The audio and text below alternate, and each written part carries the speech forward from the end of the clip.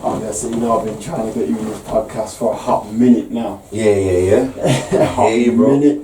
Because obviously I know since, well, obviously we've known each other for too many years. Many years. Of course, man. Do you know what I mean? It was always about your team.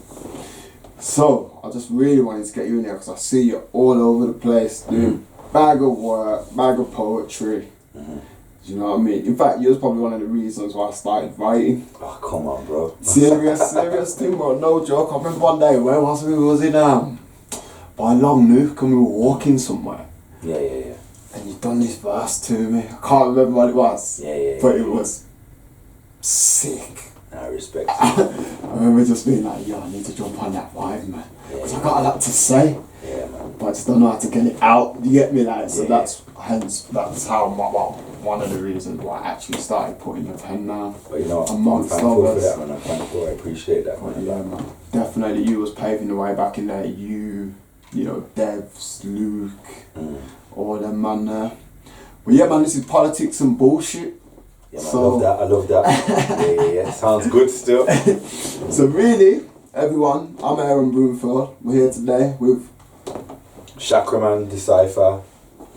What you go by now? What's the one? I go by all of the names, you know. Yeah. Yeah, all of the names have different personalities. Like, Chakraman's just all about, you know, spiritual health and physical health and just health in general. Whereas Decipher's all about trying to understand the world that I'm in. Okay. Do you know what I'm saying? It's almost like I'm in the world, but Decipher's the one who's like on the outside looking in and kind of reporting on what he sees. Yeah.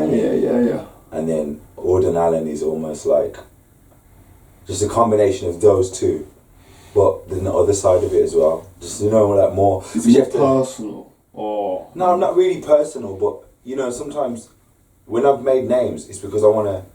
It's specifically for a certain thing. So the Chakraman was about health and understanding my own chakras and understanding what eating meant and understanding how my body works in relation to my spirit. Okay. Decipher is just a narrator of life. Yeah. Do you know what I'm saying? And then Auden Allen is just me. So when you're penning, is it more any. Decipher? Oh, any. Don't. So now they've all just amalgamated. Yeah, I'm only one person in it. Yeah. But it's just different expressions of the same thing. Do you know what I mean? And before, when I was younger, I knew I was a very multi-dimensional person, but at the time didn't really understand what that meant. Okay. So when there was an aspect of me that conflicted with where my life was, I would just make a character and explore that new aspect of who I am. Explore that new aspect of me through a character, because it was more fun and adventurous to do it through a character rather than to just discover this thing about you that's conflicting with your life and trying to balance the two. So that's how I've dealt with it in my own mind, with my own imagination, you know. Yeah. No, that's sick though. That's sick. What do you think, like, you've learned, like, so when you, because I seen you on your Chakraman journey. I think it's started because you went on a proper health kick, didn't you? Yeah. I like switched it up. Like, I mean, basically for me, growing up, my dad, when I was like 11, 12, he died of a heart attack. Oh, word. And then my grandma in America, she's on dialysis every single day. So she has to have her blood replaced every single day. And that was due to, you know, the salts and the sugars and the meats and the processed foods and all of that stuff. And then on my mom's side of the family, my mom was more, oh, this has got E numbers in, so I'm not going to eat that. Or this has got this thing in there, so it's not good to eat this. Or this has aspartame. So over health conscious that she became malnutrition and got cancer in her stomach. Oh, what? So what had happened is, so I remember I'm the oldest, you know, of 5. My mom was collapsing in her room. Everyone's panicking. I'm the one in the family who, when there's like danger happening or someone's ill, I don't really have an emotional, not that I don't have an emotional connection to it, but I'm like, what's the solution? What do I have to do something? Disconnect. I've got to do something about, because I've got 5 brothers and sisters, and I'm not. If I get myself lost in a state of emotion, then we're all going to be lost in that place. Someone has to do something. That's tough though. I guess it's always been like that. From when my dad died, when I was 11, it was like understanding how my mum showed me how to deal with death and what it meant. I wasn't very attached to it. You know, like Patrick Swayze, Ghost. I always used to see my dad like that. So I was like, my dad's passed, but imagine if you could still see me every day. I'd still want him to be like, yo, my son's sick. I wouldn't want him to see me crying, upset, making my life worse. Yes. Because if he can still see me, and that's what I think at 12 years old, then essentially I'm going to do things in a different way to make him proud. That's such a mature way to look at it at that age, though. At 12 years old, to kind of separate it like that. Yeah, well, I had to. So that's exactly how my mum helped me to deal with it. Like, your imagination. Yeah. You still got to live like he's there. And through that, I learned more. I got to know, because he lived in America, I got to know my dad more. Right, because I was looking at the characteristics of my own behaviour and where that was coming from. And then going to America and then learning about my dad's life and then drawing the comparisons. So it's like, I got to know who this person was by getting to know who I was in relation to having that perception that he was there. Do you understand what I'm saying? Yeah. Well, going back to my mum anyway, so when that had happened to her, me and my brother, like, we just researched some stuff on the internet. So it was about diet, vegetables and what we could do to help my mum's cancer without her going to chemotherapy. Right. So it was just a high vegetable diet, oily fish diet, a lot of moving around and walking. You didn't go full plant-based or... No. It was just oily fish, so fish that was high in omega-3, 6 and 9s and mackerels and kippers and red herrings, and then lots of vegetables, you know what I'm saying, and obviously the juices and stuff. So my mum had, after a while of being on this diet, she started to go into remission. Sure. And then she bought herself a bike and then started to ride her bike, and then it was getting better and better. It's almost like she was reducing in age. She was looking younger. No. And then I had an uncle he's 55 and he had 2 kids, and for whatever reason, he wasn't really fit to look after them. Yeah, okay. Do you know what I mean? Okay. So my mum took custody of them, so now she's eating healthy, she's doing a lot of exercise, and now she's got a sense of purpose. Do you know what I mean? So with all of those 3 things, like, there's no cancer there. Kicked it. Gone. So now I'm just like, imagine now I'm like, whoa. Yeah, there's something in this. There's something in this. I went to Morocco, and then I had this mad spiritual experience. Nothing in particular, just being in the land with the sun and that vibe and eating good. And when I came back, I was like, I'm not cutting my hair, so I didn't cut my hair. I went on a cleanse. I started eating well, and then from when I started eating well and growing my hair and meditating, bro, like, it's bare. I was open, and then all the messages came, and then I understood how the world worked, and I started to understand. I was starting to understand the non-physical world as well as the physical world, and how the non-physical world works in relation to the physical world. There's always that interaction. Yeah, but we only focus on one. Yeah, 100%. Not we, but a lot of us only focus on one. Yeah, most of us, but I think the system and the framework that they've set up for us. Yeah. So the powers that be, whoever that is, makes you just think of that one. Yeah, of course. Because I always say this, I don't really think that they want you to be whole. I don't think they want people to be switched on. I don't think they want people to be healthy. People think that, and I'm not a conspiracy theorist or anything like that, but I genuinely think the best way to keep people down is to take away their health and take away their sense of worth. Yeah. Do them 2 things and everyone's just... And you can control people, but the worst thing about it is that actually that is true to a certain extent, but also everybody that's a victim to that has also, with their thoughts, have allowed that to happen. Yeah, 100%.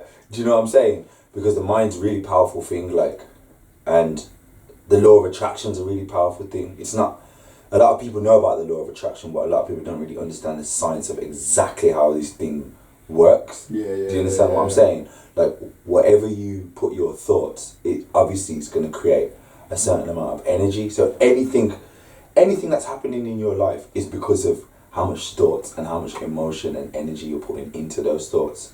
So basically, to send your child to school, that's going to influence their thoughts and how they see the world, and that's going to influence their reality. To put a TV in your house, and have your children watch the TV, is another way that's going to influence their thoughts and influence their reality, the reality that they're going to create around them. So a lot of us think that the problems are down to the government, but actually the problem's down to our diet. And when I say diet, I mean what food you're putting into your belly, what you're putting into what you're listening to, what you're smelling, what you're seeing, what you're touching, and what you're interacting with. So, you know, I've learned pretty much that you've really got to you got to have a high awareness on how to deal with and police what you're putting into this show. It's true. I mean, do you think that it was the fact that you went through something though that made you realise that? Because a lot of people, I don't want to say a lot of people, because everyone goes through things. Yeah. Do you know what I mean? Like, so I don't want to talk about it, but a lot of people say, you know, if you sleepwalking through life and you don't have that traumatic experience, or you don't have something that's going to make you question, like you said, you started by your mum being ill. Mm-hmm. So it really kind of opened your eyes to something out there. Yeah, of course. So for people who don't have that, how are they expected to kind of come to this? Well, the beauty of it is that we're all here as spiritual beings in human bodies, and we've got the free will to create whatever reality we want, and whatever reality anybody wants to create, that's fine. Yeah. Do you know what I'm saying? So if I've created a reality where I'm more aware of these things now, and it's helping me in my life, but somebody else's reality is like, you know, I've got my house, I've got my family, I've got my kids, we're Christians, you know what I'm saying? And right now I don't want to go into the void and learn about non-physical reality, because that's just not going to help me. I just want to raise my family with Christian morals, and that's my reality. Okay. That's also fine. Yeah. Do you know what I'm saying? And then the Muslim, and then the Buddhist, and anybody else who wants to live their life in the way they want to live with, that's fine, because we've all been given the free will to do it. However, I think it's very important for us to know that our thoughts create our reality, and our reality isn't just created by default because we're not aware of our thoughts. We actually realize that we actually have a say in creating the life we want, as opposed to just reacting. So that's the thing. I always find this with people who are doing things and they're on this journey. They're not reactive people. Mm-hmm. They're very proactive. Yeah, of course. So I think that's the first thing that people, you know, and there's always a reason not to do something, isn't there? Yeah, of course, yeah. Or a lot of the times, like I said, people aren't thinking about things and making that choice. They're just reacting to what's happened, and then they find themselves in a situation. It's like, well, I've only got these two options. Yeah. But no, you didn't have them two options. It's just because you've reacted late, so that's what you think you've got. Yeah. But I think it's definitely hard for people, because you touched on it earlier. You said your mum, you know, she found a diet. Yeah. She had a health back. Yeah. But with me and my brother had facilitated this process. She didn't really know what to do. Do you know what I mean? Because she was dealing with her own stuff. Yeah. Do you know what I mean? Because a lot of sickness is down to your mind and your emotions, and what you put in your emotions towards. Do you know what I mean? You'll find that people who talk of illness will be ill. You find that people who talk of prosperity will be prosperous, and people who talk of poverty will be poor. Laws of attraction. Yeah, whatever you're talking about and whatever you put your emotions towards is exactly what you're going to get. And the universe doesn't know the difference between what you want and what you don't want. It's just like, where are your thoughts and where are you putting your energy? So if you're like, I just don't want any arguments in my life, I don't want no contention, contention makes me feel like I can't take it, it's too much. So there's a lot of emotional energy in that. Do you know what I mean? Yeah. So naturally, what's going to happen is the universe, all it's going to see is contention. You're putting a lot of energy into it. You're going to get more contention and arguments. If you don't want something in your life, it's best just not to acknowledge it. Yeah, definitely. It's hard. It's hard. Of course, it's good, but this is what I mean. This is what the physical world does to you. It kind of wraps you in that, like, you know, it's like when you see Instagram, like you're talking about being prosperous, but I also think that, you know, when you can look at people being, you know, who are prosperous and doing well, and that can have a negative impact also on you. Of course. So sometimes the wanting of something can be detrimental, because when you want something that much, you kind of get lost in the want for it rather than the how you're attaining it, the journey of it. Once you've got it, what then? Yeah. Do you see what I mean? So it can sometimes it can be negative in that sense as well. Yeah, it can. But again, that will be down to thoughts as well, isn't it? So you've got people who so you can want to have a lot, be wealthy. Yeah. Do you know what I'm saying? And all right, let me break it down. Actually, let me go back a little bit. So the law of attraction works. There's 3 laws, isn't it? So there's the law of attraction, where you have the thought in your mind and you put the emotion into it. When you've actually done that, once you've created the frequency, what the universe does is it will show you lots of things. So if you want a red car, you're going to see red cars. Yes. You know what I mean? And that's going to make, every time you see it, it's going to make you feel more excited because you want one.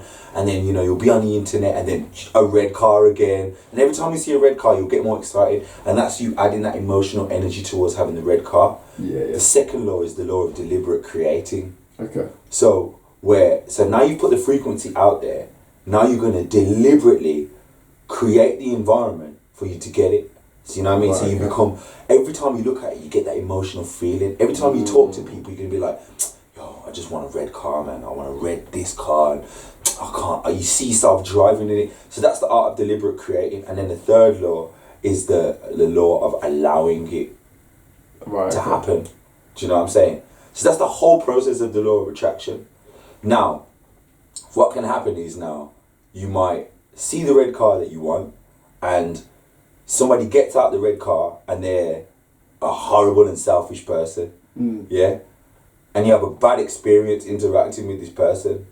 So what you can do now is the mind can do this. It can associate red cars with that person and being a horrible person. Yeah. So once you've made that association, or forget that example. Okay, the universe shows you the red car that you want. You look at it and you see the price of the red car. Yeah, and then you're like, I want a red car, but it's too expensive.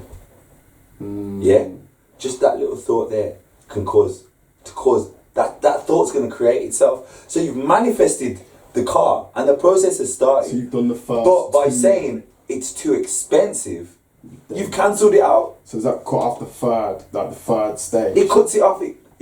Your thoughts can. A lot of people do that. People are like, I really want to be rich. But then if you make an association that rich people's got their heads up in their own asses and they could help anybody, but they just choose not to, then if you make that association, then you're not going to want to be rich anymore, because you're going to associate rich with that. It's about having a clear path when it comes to the things that you want. So if I want to create wealth and abundance in my life, I'm going to create wealth and abundance in my life. And if I see someone that's created wealth and abundance in their life, but they're an idiot, then I don't have to take it all on. I can still just take the wealth and abundance and leave and not acknowledge the fact that they're an idiot and still be on my path. But because as well, and I'm guilty of this, and I'm getting back into it, mindfulness. When you wake up in the morning, you're producing. That's the point where you're producing the most amount of theta waves in your brain. Okay. You're already in a meditative state. You're half in the physical realm. You're half in the non-physical realm. What's a theta wave? When you a theta wave. Theta waves are just like a certain amount. It's when you go to sleep and you're dreaming, like it's a certain amount of waves that your brain will. I don't know the deep science behind it, but your brain creates those waves. Okay. Like when you just wake up and you're like, you kind of here, but you kind of still asleep. Yeah. That's the theta stage. So you're kind of in the non-physical realm, and you're kind of in the physical realm, but you're not quite fully here. Do you know what I'm saying? Yeah. So at that point in the morning is when I use that 15 minutes to really think about what I want my day to be like. Okay. So I might be like, yo, I am feeling ready for opportunities. I am ready to attract abundance in my life. Any negative obstacles in my life, I want them to be removed out of my existence. I am confident, I am ready to speak, I am ready to connect with people, I'm ready to learn. I just want abundance in every way, and then I'm going to breathe on that. Then I get up and start my day. My day can't be a terrible day. It's impossible. Okay. Now that sounds sick though. So it's kind of like meditating. Yeah. It's like a slight meditation, isn't it? Yeah, it is meditation. It's exactly that. But it's just like having a direct. It's not even having it. It's just having an intention behind it.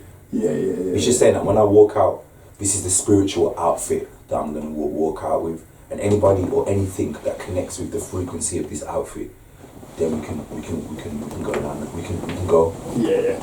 You touched on purpose as well. Yeah. How important is it to have purpose in life? Do you think it is important, or do you think you can just go through with no purpose? Well, that's a good question.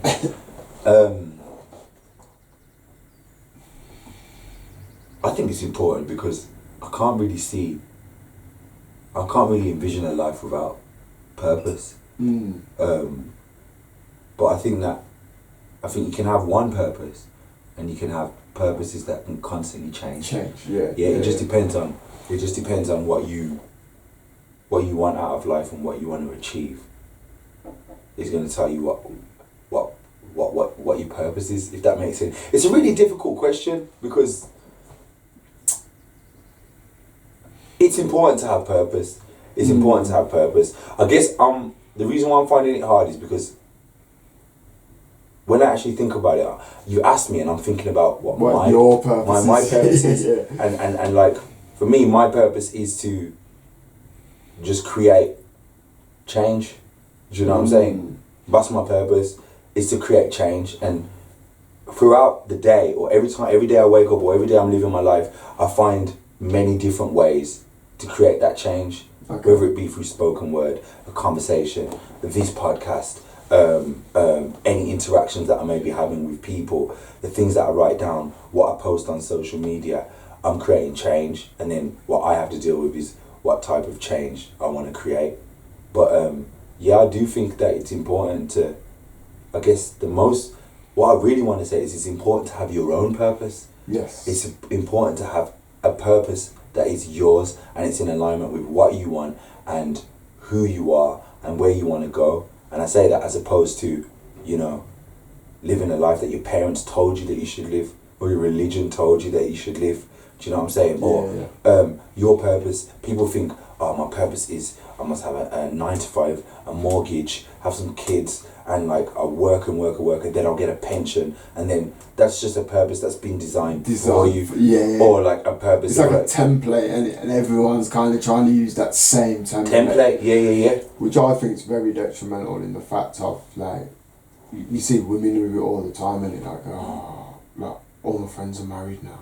Yeah. All my friends have got kids. Yeah. Or like, and men do the same thing, like, I should have a mortgage, I should have this, I should have a job. Yeah. And it's kind of like, is that your purpose? Or is that just what someone's told you to do? Well, like I was reading in one book and it was talking about how you've got your physical self and then you've got your non-physical self.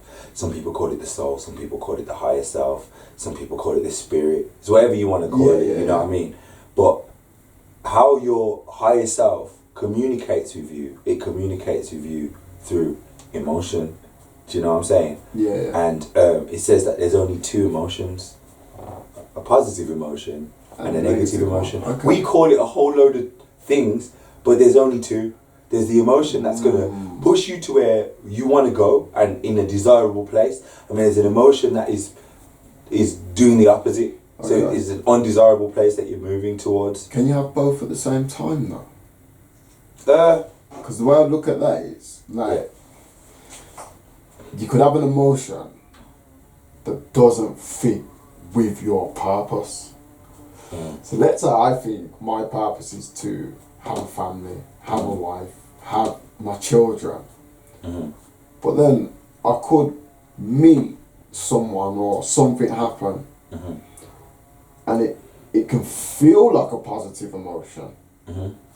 But it takes me away from my purpose. Or is my purpose wrong? Or I don't know. Like, is that possible? I don't know. Or is your emotional output just wrong in what you think you want and what you really want?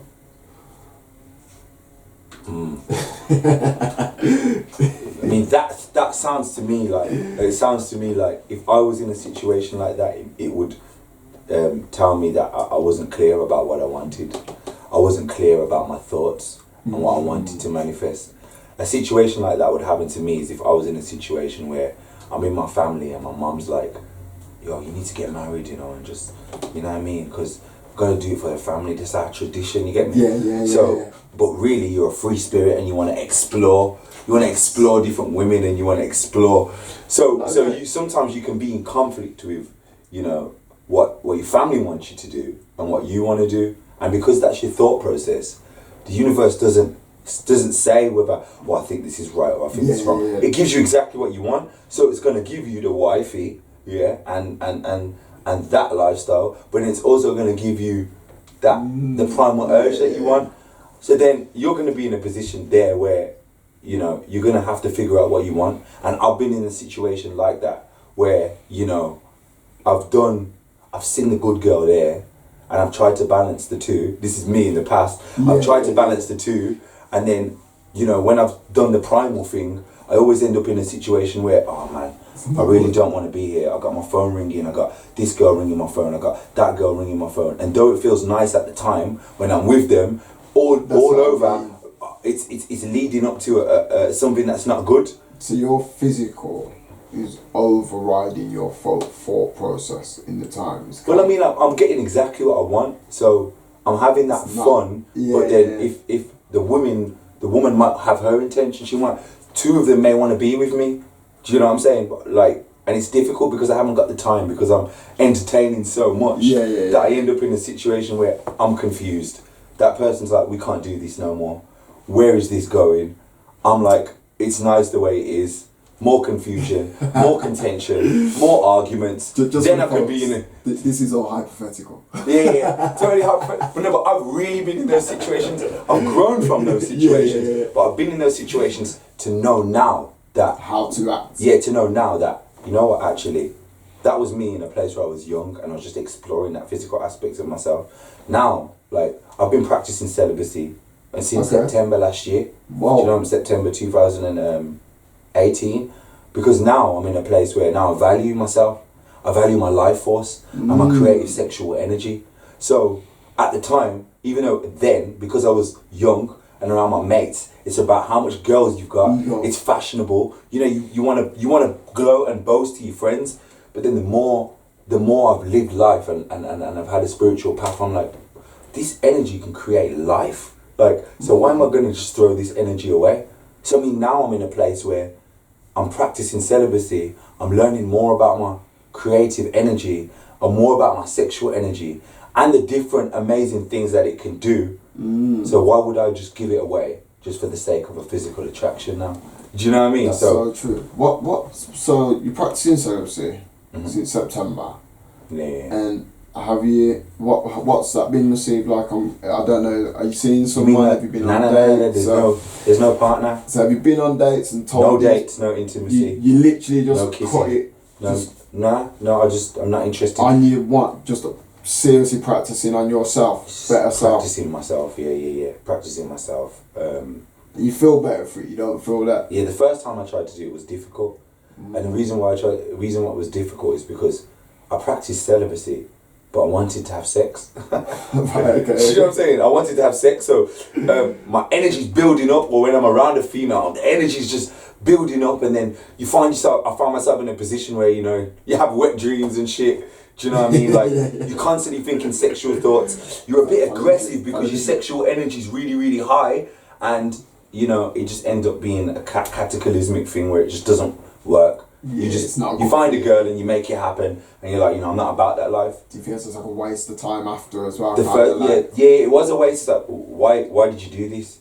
So I had to go and learn more. You know, I asked the universe to teach me more about what this power entails, and what positive things that I can gain from it. And then the second time I did it, so from September, it was a process where I learned that I don't have to keep my sexual energy down here. Right, okay. Everything is creative energy. Yeah. So if I'm in the gym, I can use my sexual energy to push the weights, or I can use my creative energy to make music, or I can use my creative energy to have a great conversation, or I can use it to, when I'm training my clients, you can use your creative energy for that. So you can actually move this thing around your mind and your body. This energy doesn't just create if this energy can create a human life with a spirit, then essentially you can use your creative energy to create anything that you want. Yeah. And I've just decided that, you know, I love being in a relationship and I love being in love. However, if I don't have a deep understanding of myself, then what's going to happen is when you get into that relationship, you're not only manifesting, when you're in a relationship, it will reflect you to you. Yeah. It's going to reflect your traumas. It's going to reflect anything that you've suppressed, repressed, anything in your childhood that wasn't resolved. It's all going to come out into a relationship. So if you haven't gone inside of yourself and explored those things and facilitated healing in those places, then essentially what happens is the first part of your relationship is going to be incredible. But then those things are going to come out. Do you know what I mean? Because you can't hide when you're in a relationship. No. In life you can hide, you can have all of these different layers. I can go to work and I can be like, hello, good morning, how are you? I can go around my mates and be like, yo, wagwan fam. I can go around my girl and be like, yo, what you saying, babe? Like, I can put on all these different layers. But when you're in a relationship, after a while, you know, you laid bare on it. You laid bare. People are going to see you for who you really are. And then what happens a lot in relationships is when that happens and you realize how vulnerable and naked you are, you want to defend yourself. So you're in a position where you're both defending yourself. And then when you learn those things about yourself, those things that you never thought was even there, then you develop this need to have the freedom to explore it. Okay. But having that freedom to explore it betrays betrays the covenant of your relationship and the expectations of your relationship. So you end up having a power struggle. You still love each other, but there's this power struggle because you're both learning about each other, and learning about each other is teaching you things about yourself. So I decided to be celibate, to be like, all right, let me explore these things in myself. Yeah. Let me learn about the little things that I've suppressed, and let me learn about the little traumas. And you know, it could be a small trauma, something as simple as this. When you was a kid, you got lost in a supermarket. Which happened to me. Yeah. Worry. Yeah. Worry. Same. Fish market. And when you're a kid and you get lost in a supermarket, you're like, oh, like you think you're never gonna see your parents. You can see all these legs and that, everybody's moving around. Yeah. You're looking around, your parents are nowhere to be seen. You're in this big mall. That is trauma. And then your parents are going through the trauma of, oh my God, where's my child? I can't find my child. What if I never find my child again? So your parents are going through their trauma. Then your parent finds you. Oh my God, I'm so happy. I'm happy. The parent's happy as well. Everybody's happy. But you're a child. You're not going to now deal with the trauma. You didn't even know what it was. You're a child. You can't even talk. Yes. But your mom's not going to deal with the trauma because she dealt with her own trauma and now she's found you. So now you grow up. You're an adult now. Yeah. You're in a festival. There's loads of people there. Why do you feel this mad anxiety? Or why do you feel this mad stress? Yes. You don't know why you're feeling it, but it could come from that time there. You didn't resolve it at 4 years old. Yeah. So now you're dealing with it now. So it's things like that. That's what happens when you get into a relationship. So now I'll be exploring, because I'm in a relationship almost like with myself. And you know, I've got a lot of that sexual and creative energies building up. When I meditate, it allows me to go deeper, to be like, oh, okay, so that happened because of that. And now because I've gone back and found the source of it, I can now put it to bed and be at peace and be like, well, I just got lost. It was traumatic. It was a horrible experience. And, you know, I'm going to be all right now. Do you know what I mean? So now next time when I'm in a public situation or there's lots of people around, I can relax because I know where it comes from. So that's a small thing. And then obviously you've got big traumas as well that people go through. But like, I guess I'm just in a space now where I'm learning more about myself than I've ever learned. So that I know now that if I do decide to go into another relationship, then this is me.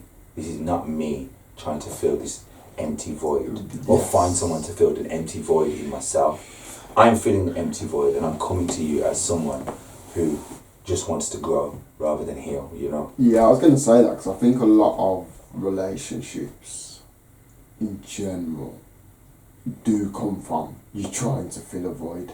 Yeah, of course, man. Like, you're looking for someone to fill that, you know, like I said, that need, that want, that desire, rather than you like being whole and just finding someone that, you know, like saying the energy just bounces off and connects. Yeah. It's almost to stop yourself. Really, like, you go in a relationship to stop yourself from being sad. Yeah. Really, when you think about it, isn't the right reason Well, to it's be a in drug, a relationship. Yeah, That's people what, get into relationships and the relationship is the drug. Do you know what I mean? Yeah, that's it. Yeah, it's a bit mad, and I've been in that situation many a times. I read a poem, and in the poem it says something like, it says a door is attached to a hinge, but a tree is connected to a branch. Okay. You feel me? So in relationships, people can be attached in that relationship, and that attachment is a terrible thing. Like, in my eyes. No. Yeah, Let me reflect. Let me rephrase that. There are good attachments and there are bad attachments. Yeah, definitely. There are positive attachments and there are negative attachments. I had to rethink that because a mother has to be attached to her child. Of course. Do you know what I'm saying? That's a good attachment. But I think it's better to be, when you're connected, then it's almost like you're attached to all things. Yeah. But when you're attached to one thing, is you're attached to that as opposed to everything else. So if I'm in a relationship and I love my woman, I'm with her every day, and then she has to go on holiday, then I feel like one of my limbs is missing. Yeah. I'm like, oh my God, she's not here to, do you know what I mean? Like, I don't feel whole. Do you know what I mean? So you're in a state of a negative mind state because the person's not here. You're attached to their physical being, but when you're connected to the person, when the person's away, it doesn't matter because the essence of that person is still with you. You're moving as one. So whether you're there physically with that person or you're not there physically with that person, it doesn't matter because you're connected. And I think more of us are attached. Few of us are connected. Yeah, of course. Yeah. Do you know what I mean? Like, and I want to be in a relationship where I have that connection and I can be myself and I don't have to put on this facade. Yeah, facade. Because when you put on the facade, it's like the person falls and it works. So if I'm like, I meet a girl and man, make sure my voice is deep. Yeah. Relaxed facial expressions, big body language. You get me? Really, I could be a very insecure and very shy person. Yeah, do you know what I'm saying? Definitely. But I'm put on this image of manliness. Then if the woman falls in love with me, she falls in love with a costume that I've created. Then when she meets me and she sees the insecurity or she sees the shyness, then it's like, well, who's this person? I mean, you have to deal with that conflict then. Do you know what I mean? She could still fall in love with that person as well. Yeah, of course, but like, I'm just saying that, you know, it's like, it's connection is best for me. Do you think that plays into like people always trying to put on a perfect front? You know, when you meet people, it's kind of like everyone says, you put your best foot forward, and when you first get into a relationship. So it's all, you know, like the falling in love, like, you know, like you said, you're not being yourself. You put, not, I don't want to say you're not being yourself, because you are being yourself, but it's not the entirety of you, is it? So you don't show people you're negative before you show them you're positive. But is that a problem? Should you just like, it's like this, you go on a date, it's like if I meet a girl and say, well, obviously I've got a partner, but if I met a girl and said, I don't like going on dates, she's going to be like, what do you mean you don't like going on dates? Do you know what I'm trying to say? Like, I don't know if I'm explaining it well. I don't know if I'm explaining it. You are. Yeah. I think the beauty is in the conflict of who you are and who you're presenting.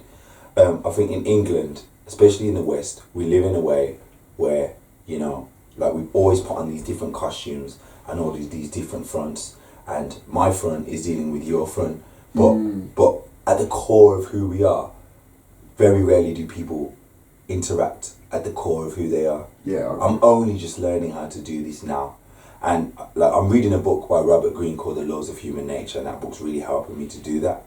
And it's basically understanding is how the more I try to understand people at their core is the more I understand my own core. So, for example, if you've got a sibling, for example, that you don't get on with, you're always arguing with that person. Yeah. Put yourself in his shoes. Yeah. Yeah, but it's more like, okay, whereas you can react to the anger, or you can react to where the anger's coming from. Yeah. So if I react to the anger, then automatically I'm going to want to defend myself. Do you understand what I'm saying? Yeah. Or if I react to where the anger is coming from, I can be like, okay, maybe I said something innocently, not to insult them, but it's reminded them of something else in their life that's made them angry. Yeah. And that's the reason why they're displaying this anger. So there's no need to defend myself, because the anger is not really for me. It's about the situation that this reminds them of. So now, as a person who cares about this person, what I'm going to do is let the person know that my intention is not to make you angry. My intention is to ABC or D, E, F, G. Do you know what I'm saying? So it's like, I'm trying to look at people and not, even racism, for example. Okay. This is one thing, like, because I'm around a lot of Arabs, Asians. You know, obviously I'm working in a predominantly white place. This is England. Yeah. So when I'm dealing with racism now, is I can be like, you know, that person's racist, so automatically put on my defense, or I can be like, from the time that person was raised from a child, their parents have taught them that black people are A, B, C. So I understand where their prejudice and their stereotypes come from. They've been raised with it.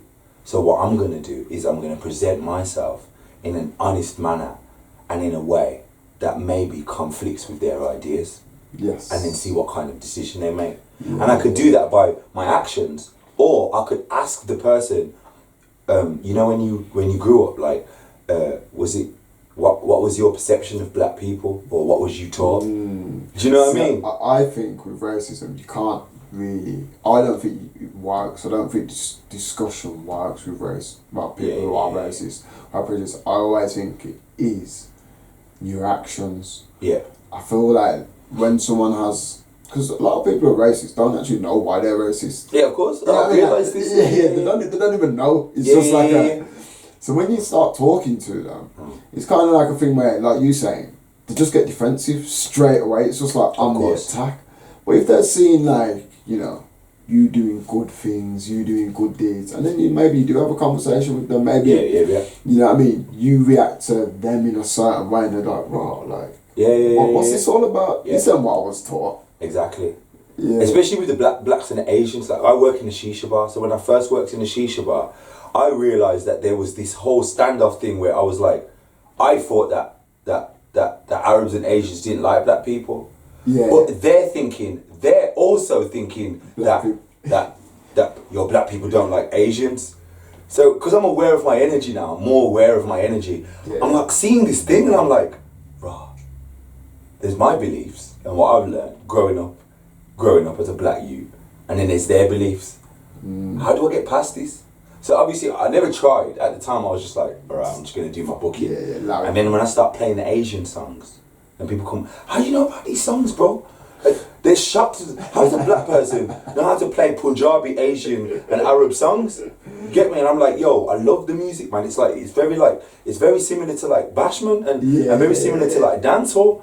And then there's a connection there now. So we've gone past that stereotype, and now we're talking about the different musics that we're listening to, and how Afro beats and Bhangra and Bashment, how there's similarities between them all. And then now obviously I'm practicing Ramadan. So when I'm asking people like, oh, are you ready to start your iftar? Iftar? Well, you know about iftar? I'm like, yo, I've been practicing Ramadan for like 4 years. So now the person may have had that racist overview or that thought process, but now is now looking at me like, okay, I thought black people were A, B and C, but this guy is not Muslim and he's embraced my culture. So now I'm going to open up to him. And then as a result, now I'm going to open up. And then I realised that actually, a lot of the time, racism is also a front.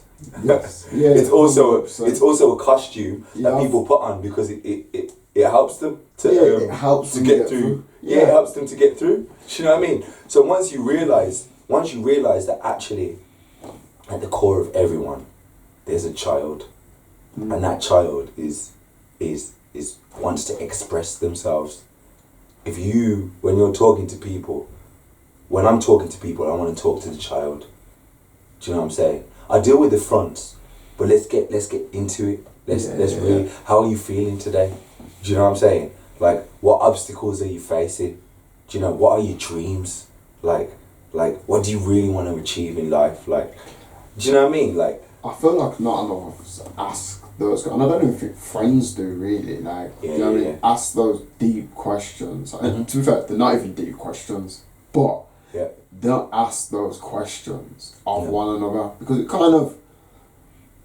I feel like if people are. One, don't like to see people vulnerable. Because maybe they think, oh, now I've got to take on some kind of if I ask you this question, I've got to take on some kind of responsibility for your answer. Yeah, of course. Yeah, so so they kind of hide behind, you know, the small talk and the thing, like, because do people really want to know how people are feeling and what their morals are and what things are? I don't know if they do.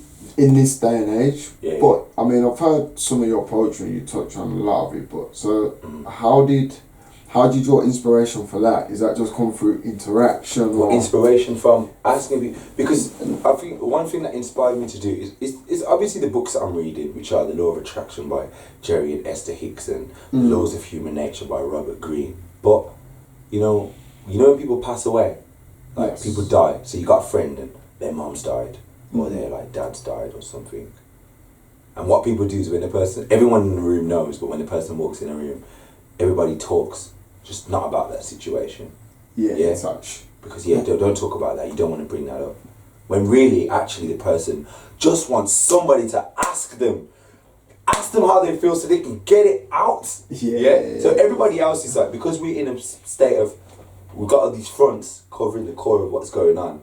So we don't want to ask them. And then they put on this front like, I'm not sad and I'm just dealing with it, I'm fine.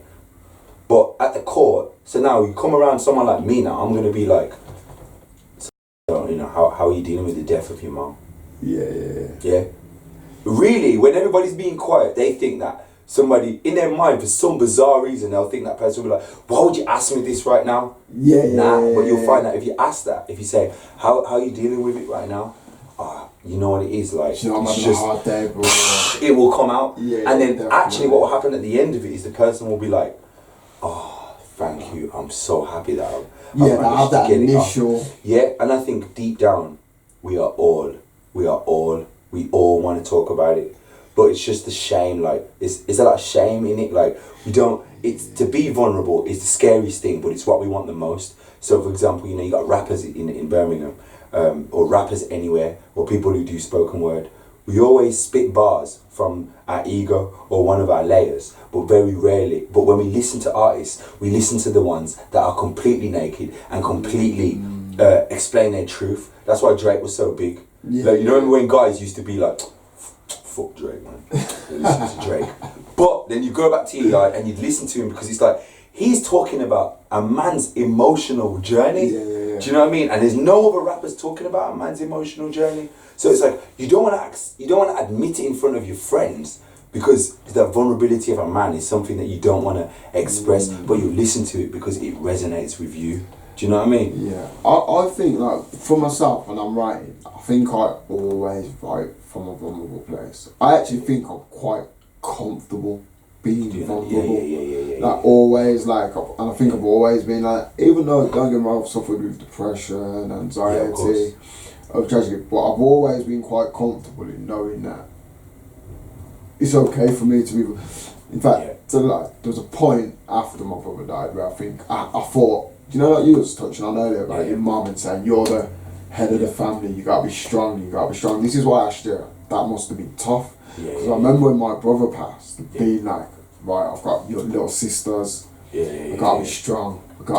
And in the end, it kind of broke me down. Literally. The same thing happened to me. It broke me down. But since I've been writing and performing, that was kind of a release. So it was kind of always like, you know what, if I'm writing, I can always write from inside, like a very vulnerable place, and not really be worried about the perceptions of anyone else because it's kind of my truth, innit? Well, it is my truth, wholeheartedly so. I've never really minded that, but I totally agree with you on the concept of that, you know, especially in young men. Young men do not want to seem vulnerable. Of course not. The society won't allow us to. Yeah. I really think it is, again, detrimental. I mean, I don't know if it's part of the reason why people are getting so much knife crime or something in my eye, sorry. So much knife crime. Yeah. But it's hard. It is hard out there for the kids today. Well, you know, suicide rates are highest amongst men between the ages of 25 and 50. There's a lot of toxic masculinity in England right now. Because as soon as you, again, it's programs, as soon as you raise your children, the boys have to wear blue and build stuff and fight. The girls have to go on. I was just going to say, do you think things like that play a part in that toxic masculinity? So like, yeah, of course. Yeah. Of course, because it's like, a strong man is a man who's like strong. Like, you don't want to be men crying, men being sad, men being depressed. That is a sign of weakness. It's seen as a sign of weakness, and even women will also see it as also weakness. The man has to be strong. The man has to be the provider. But actually, men have emotions too. Do you know what I'm saying? Nobody looks at the perspective or the emotions of a man, and it's like, it's very, very, and that's the reason why you see women. So you know how I said suicide rates are highest amongst men between 25 and 50. Well, self-harming is highest amongst women of that age group. Oh, is it? Yeah. So like when you do safeguarding and you're working with children and children are harming themselves or cutting themselves, you're not supposed to be like, don't do that. You're not supposed to do that, because they're dealing with it. They're dealing with it in a weird, it's mad, and but they're dealing with it. It's better than suppressing it. Do you understand? So what actually happens is, even though the person's doing it and it's detrimental, they're dealing with whatever that pain that they're dealing with. But men, we don't really self-harm. We don't say anything. We don't cry. We don't express that we're sad. We don't express that we're feeling low. It builds up and builds up and builds up, and then one day we just top ourselves. Do you understand what I'm saying? Now, that makes sense actually. Now, like, okay, for example, a guy and a girl are together. Girl has a miscarriage. Yeah. The girl's mourning. Yeah. When people come to the house, they go straight to the girl. Yeah. The man's got to still provide. He's still got to help his girl. He's got to give her a lift. He's not allowed to cry and sit and mourn. Nobody's going to come to him and be like, how are you feeling? Really? You just got, I'm all right, I'm good, I'm just helping. You know what I mean? You've got to maintain that, but you're just as sad as she is. You don't have the time to deal with those emotions. You're not allowed to, because you've got to provide, you've got to do what you're supposed to do. Do you know what I mean? Breakups.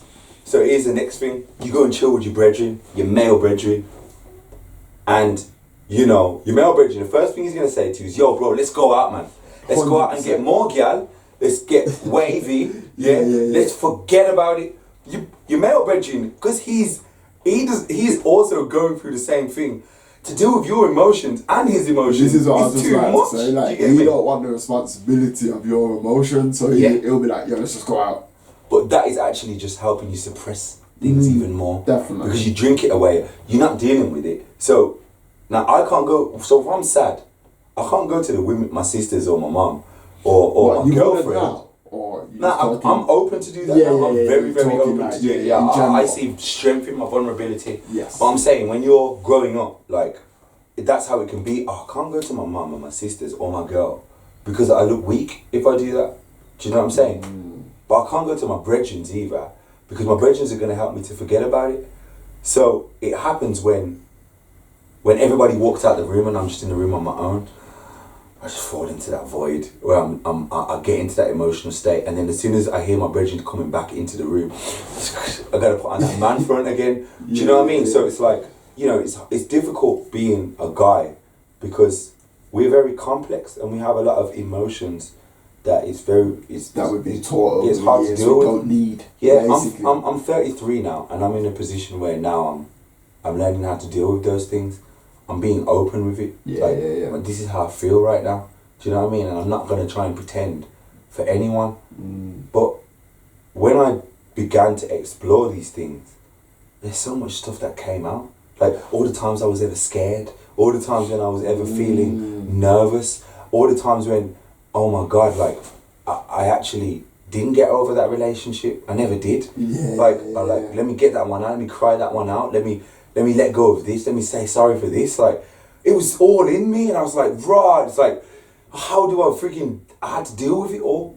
All of those things that I was suppressing, and it was difficult. But that's scary in itself. That's scary in itself. Do you know what I mean? Yeah, Having man. to go back. Because I think like all the time, like, like, if I go back and I look at my childhood, I think, why did I do this, or why did I do that? You know, like I'm 33 and I think, why did I do that? And I come to like a lot of conclusions. It's like a lot of the stuff that I was doing when I was running around being a bit wild, it's because I was scared. Yeah, exactly. It's literally like, exactly. It's literally, I was just scared. But I think when you grow up, you're kind of forced to deal with that, because being a 20-year-old, you know, someone says something to you, or you're put in a situation where you feel anxious, scared, basically, anxious, scared. You go on the attack to not look weak. Exactly. You understand? So then you come out looking like, you're strong, you're this, you're that. Yeah. But really, you just acted out of fear. Whereas now as an adult, you can't be going around attacking. Like, you can't, if someone's done something to you, you feel in a way, you can't react like you're 20. Exactly. So you kind of have to deal with it. You gotta deal with it. Yeah, you're like, like, what's going on here? Like, do you know what I mean? You have to learn the appropriate way to deal with your emotions. Of course. Which some people do and some people don't do. I find nature's the best.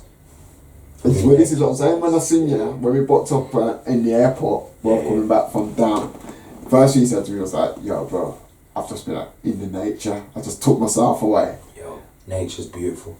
In the same way that I will breathe in oxygen and breathe out carbon dioxide, which is waste, you know, my body doesn't even need it, you know. But then nature just takes that carbon dioxide, like it's nutrients for nature, processes it, and then gives you back oxygen. That's physical. The physical realm is basically, it's a byproduct of the non-physical realm. So when I go into nature and I just lie down in the grass or my back on a tree, you know, all them negative emotions, all those energies that my body doesn't need, nature will take it and give you back. Give you back what you need, you get me? So I've found a lot of the time when I'm in nature and I'm just lying down by a tree and I'm just like vibing and just meditating, bro, like as those undesirable energies leave my body, I'm dealing with them as they leave. So I've had times when I'm sitting down on a tree and then I'm meditating and I'm thinking and I'm like, raw, where's that? What's that pain coming from? Pain, like, where from? And then I'm exploring it and I'm like, raw, that situation was there. And then when it comes, when it leaves my body, it could express itself as crying. Sometimes I can feel like loads of energy in my body. It's like loads of. It's almost like an orgasm, but not an orgasm. It's just energy. Just leaves, and it's like nature takes it gladly. Like, thank you, and then she's alright. Well, I've taken this, and now you've made space. Here's some creative space. Now go and create. Do you know what I mean? So I always find that, you know, the best way for me to deal with heaviness, undesirable emotions, things that I need to deal with, nature, man. Go into nature, and nature will just. So what do you think, like, obviously you talk about nature and energy. Are we like, do you think, I don't want to say are we one with nature, but, I suppose we are really in essence. There's a life cycle, we are part of that life cycle, of course, so we are one. But is like the destruction of our natural habitats causing us to become more anxious, more...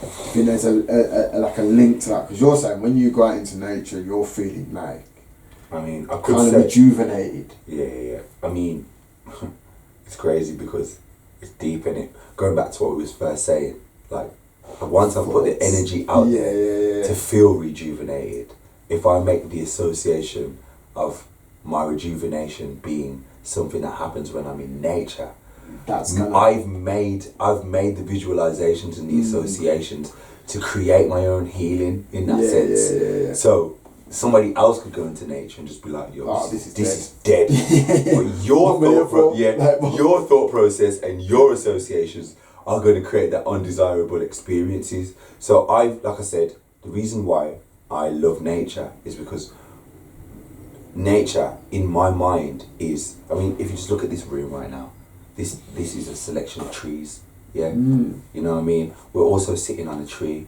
you know what I mean? Like, we're breathing in oxygen right now. Everything, these books are also made out of trees. We are all sitting inside of one big tree. Do you understand what I'm saying? And then if this is leather, one big tree and 2 cows. Do you understand what I'm saying? So essentially, and all the circuitry in here are made up of elements and stuff. So essentially, we are in nature. Yeah. What I'm saying is, when I go to nature, I see the source of the reality that we have created. And when I go to the source, I get source energy from it. Do you understand? Because this whole thing, this whole Gaia, this whole I was about to say, you like Gaia theory. Yeah. This whole thing that we've created has been created from nature. So sometimes, like I said, for me, when I go back to nature, it's like going back to the universal mother. And you know, when you go back to your mama's house, it's going to be warm, it's going to smell good, she's going to cook you some nice food, you're just going to feel at home. So that's how I feel physically when I physically go home. So when I go to nature, that's how my spirit feels when it spiritually goes home. And I think a lot of us haven't been home for a long time. Yeah, definitely. Yeah. 100%. So sometimes, you know, like when I've been in situations when I was young and I didn't go to my mum's yard for a week and she couldn't phone me, she didn't know where I was.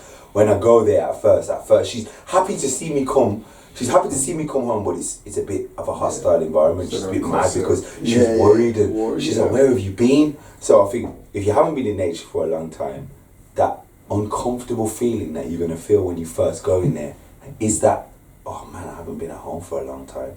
This is the source of your food. This is the source of all your weather. This is the source of your oxygen. Your source of life comes from this.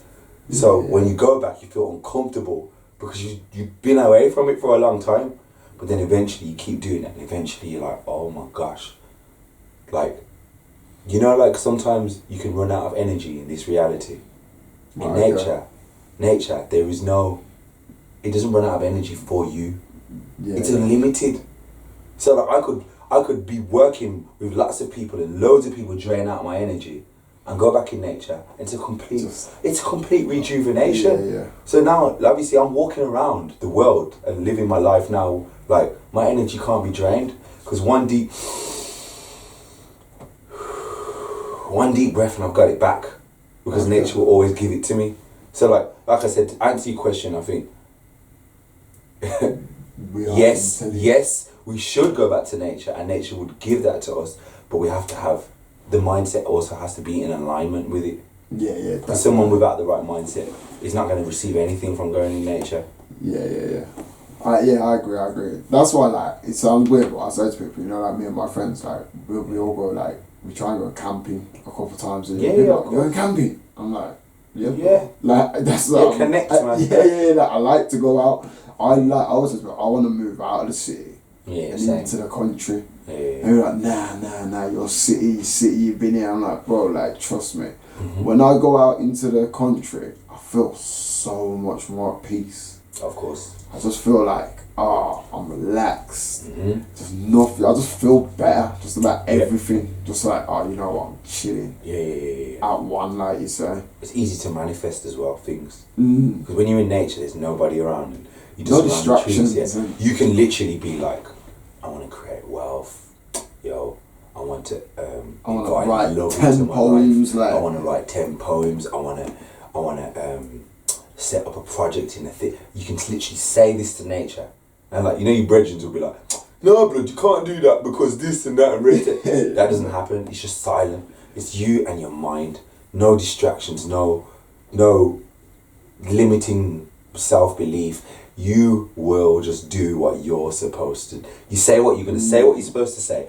Do what you're supposed to do. Dream what you're supposed to dream. Visualize. And then once you've got that clarity, you're going to come back into the world. You're going to manifest it. Yeah. Because you've got that peace. You know what I mean? Yeah. You know, we've talked a lot about creation. Or creating. Yeah. And obviously, like touched on earlier, when I first met you, you was a hard barrer. Yeah. What's like... Are you still creating now? Writing? Yeah. Writing, making beats. Yeah. I'm doing it all, man. Yeah. So what you got? Some up and coming projects or? Yeah. I mean, it's really difficult. Like, I'm trying to find out how I want to put things out because for me, it's not. You know, I already know that as soon as I make a bar, write a bar, or write a poem, or I make a beat, like, the vibrations are out there. Whether I show it to you or not, you're going to pick it up. The whole world's going to pick it up.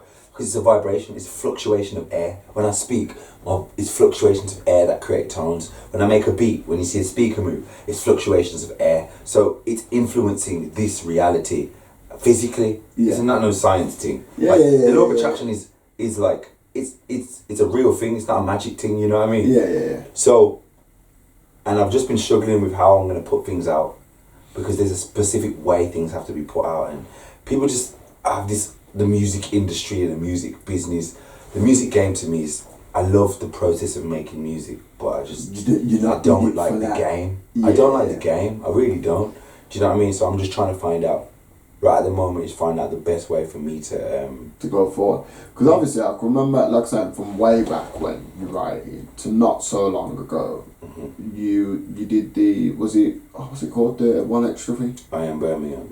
I Am Birmingham, which was a huge poem. Huge poem. What was that? What? How did that come about? I was like in a cave for a minute. I wasn't interacting with people. I was just in my own. That's when my spiritual journey had started. If you look at the video, my hair's just starting to grow. You know, and I told you I just came back from Morocco. Like, I just started to realize dreaming visions, like learning about manifesting, spirit, like astral projecting, meditating, and actually like experiencing this reality for the first time. Like, what the hell is this? This is incredible. And then I must have had this poem about mental slavery, and it was deep. This poem was sick. And then what, you gonna drop the poem? The mental slavery one. Yeah, it's the poem's 7 minutes long. Yeah, we'll drop it. So. I could try and find it. But I went to this One Extra Live. No, it was like an outreach program they did in Birmingham. Okay. And there's all these people performing, and George the Poet and Sully Breaks, they were all performing. Yeah, and Trevor Nelson was there, and all these people were there. And someone phoned me, says, "Yo, just come and perform in it." I'm still in this mad spiritual place, innit? So I made this little loop, this music loop, and I practiced the poem, got it off by heart. It was sick. So I also went on stage now, and I'm staring at everyone like, for about 2 minutes. Everyone's like, "Yo, what's happening?" And I put the music on and started this poem, and it was almost like a spiritual experience. You could hear a pin drop in that room, you get me? And then Trevor Nelson was like, "Yo, like, we need to get this guy on One Extra, man. We need to get him on One Extra Live." And then the woman said, I showed her a few of my poems, she's like, "Oh man, it'd be nice to get you on, but you know, you're a bit too deep." Do you know what I mean? Is that what she said? Yeah, it was a bit too, for One Extra Live it was a bit too deep. Okay. So it's like, if you just had something like, that was about Birmingham, you get me? And then I heard it, and then I just kind of like got off, like, because I already, it looked like, oh no, we can't, it's too much. So I was learning about, at that time as well, I was also learning about the law of attraction and the power. With the law of attraction, you have to see yourself in it. So instead of saying, "I want this," or "I want to be confident," you say, "I am confident," and you see yourself as a confident being, you get me? You see yourself as what you're desiring to be.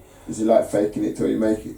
It's almost like that, but that's what it is. A lot of us, this is another problem with society that we could touch on later, but you know, when somebody's in a state of stress and they want to be in a state of happiness, the reason why they don't find happiness is because they concentrate on how stressed they are. But instead of concentrating your energy of how stressed you are, visualize where you want to be and concentrate your energy on how happy you want to be. Then what will happen is your energy will be less on the stress and more towards the happiness, and eventually will create that reality. Okay. But it's very hard. It's like, if I kick you in the foot right now, it's going to be very hard for you to focus on not feeling the pain in your leg. Yes. But because you're going to be like, "Ah, my leg." But then if you like, "Ah, my leg," but you know what? I've got something to do. I need to focus on feeling better because I need to get somewhere. I can't focus on this energy. You'll get better quicker. Anyway, going back, I understood this. So it was like, I am. It wasn't even a hard poem to write because I just understood the power of the words. So if I say, "I am Birmingham," I am the flowers, the trees, the grass, the leaves. I am 0121. I was just talking about basically my day. You know what I'm saying? Like, that was my day. I'm that kid on the bus writing bars on the back of the bus. That's what I am. I'm that guy who tried and failed, but then eventually succeeded. I am that. I'm electric, I'm acoustic, I am music, I am spoken word, I am spirit, I am the essence. So that's what I did. And then I performed, I sent it to her, a recording of it to her, and she was like, yeah man, let's do this. Can you memorize it in less than 24 hours? Yeah. Practiced it, did it, and that was a spiritual experience. And I felt like it was almost like all the energies that were working with me at that time was like, you got to do this for Birmingham right now. You got to do this for Birmingham right now. You must do this for Birmingham. And then, you know, it was what it was. You know what I mean? Like, it wasn't because of me why things were happening, but it was Birmingham's time. Everybody was, all of these artists were already reaching a point where it was like, we're about to like explode. And then I was just the one that was chosen to just establish that energy in the city. Bang, like an atomic bomb. And then it happened. And then how I know that is because when the Noisy did a documentary about Birmingham, and they had JK, Saf One, Lady Leisha, all these big Birmingham artists on it. Mike Skinner? Yeah, Mike Skinner. But then the guy, they hollered at me and said, yo, I found this, we need this performed on it. Do you know what I mean? So that had confirmed to me. So when I done the poem, these things were happening, but nothing really exploded out of Birmingham other than Predator, really, at the time. And then after everything had happened in Birmingham, created all of these waves and Mist and all of these artists, it came full circle when Noisy said, we need you to do that poem again. I mean, it just kind of made me realise that, yo, just from saying by saying I am Birmingham, I was connecting to my city. And then talking about all the MCs and the producers and that created that energy. So whether people had heard it or not, that energy was now available to the whole city. Yes. And like Birmingham I was just in alignment with what was happening already. I don't want to get confused in saying I read the poem and because of the poem, obvious stuff happened. No. Birmingham was already doing waves. I was in alignment with it because of how I was living my life. I read the words and established the energy, and the energy all manifested itself to prove that, to show me that yes, you were in alignment with your environment. Okay. So like that was just that. So you know, and was you working closely with Beat Freaks or? Nah, like I was out of the loop. I just knew a girl called Aaliyah, and Aaliyah was like, "Yo, we want you to come and perform down at this thing if you want to." Yeah. So I'm like, "Oh man, I haven't been out. I haven't gone to any cut my hair, any talent shows. You know what I mean? I ain't cut my hair. I've just been meditating and been chilling in forest all day. Let me go and see what people are saying."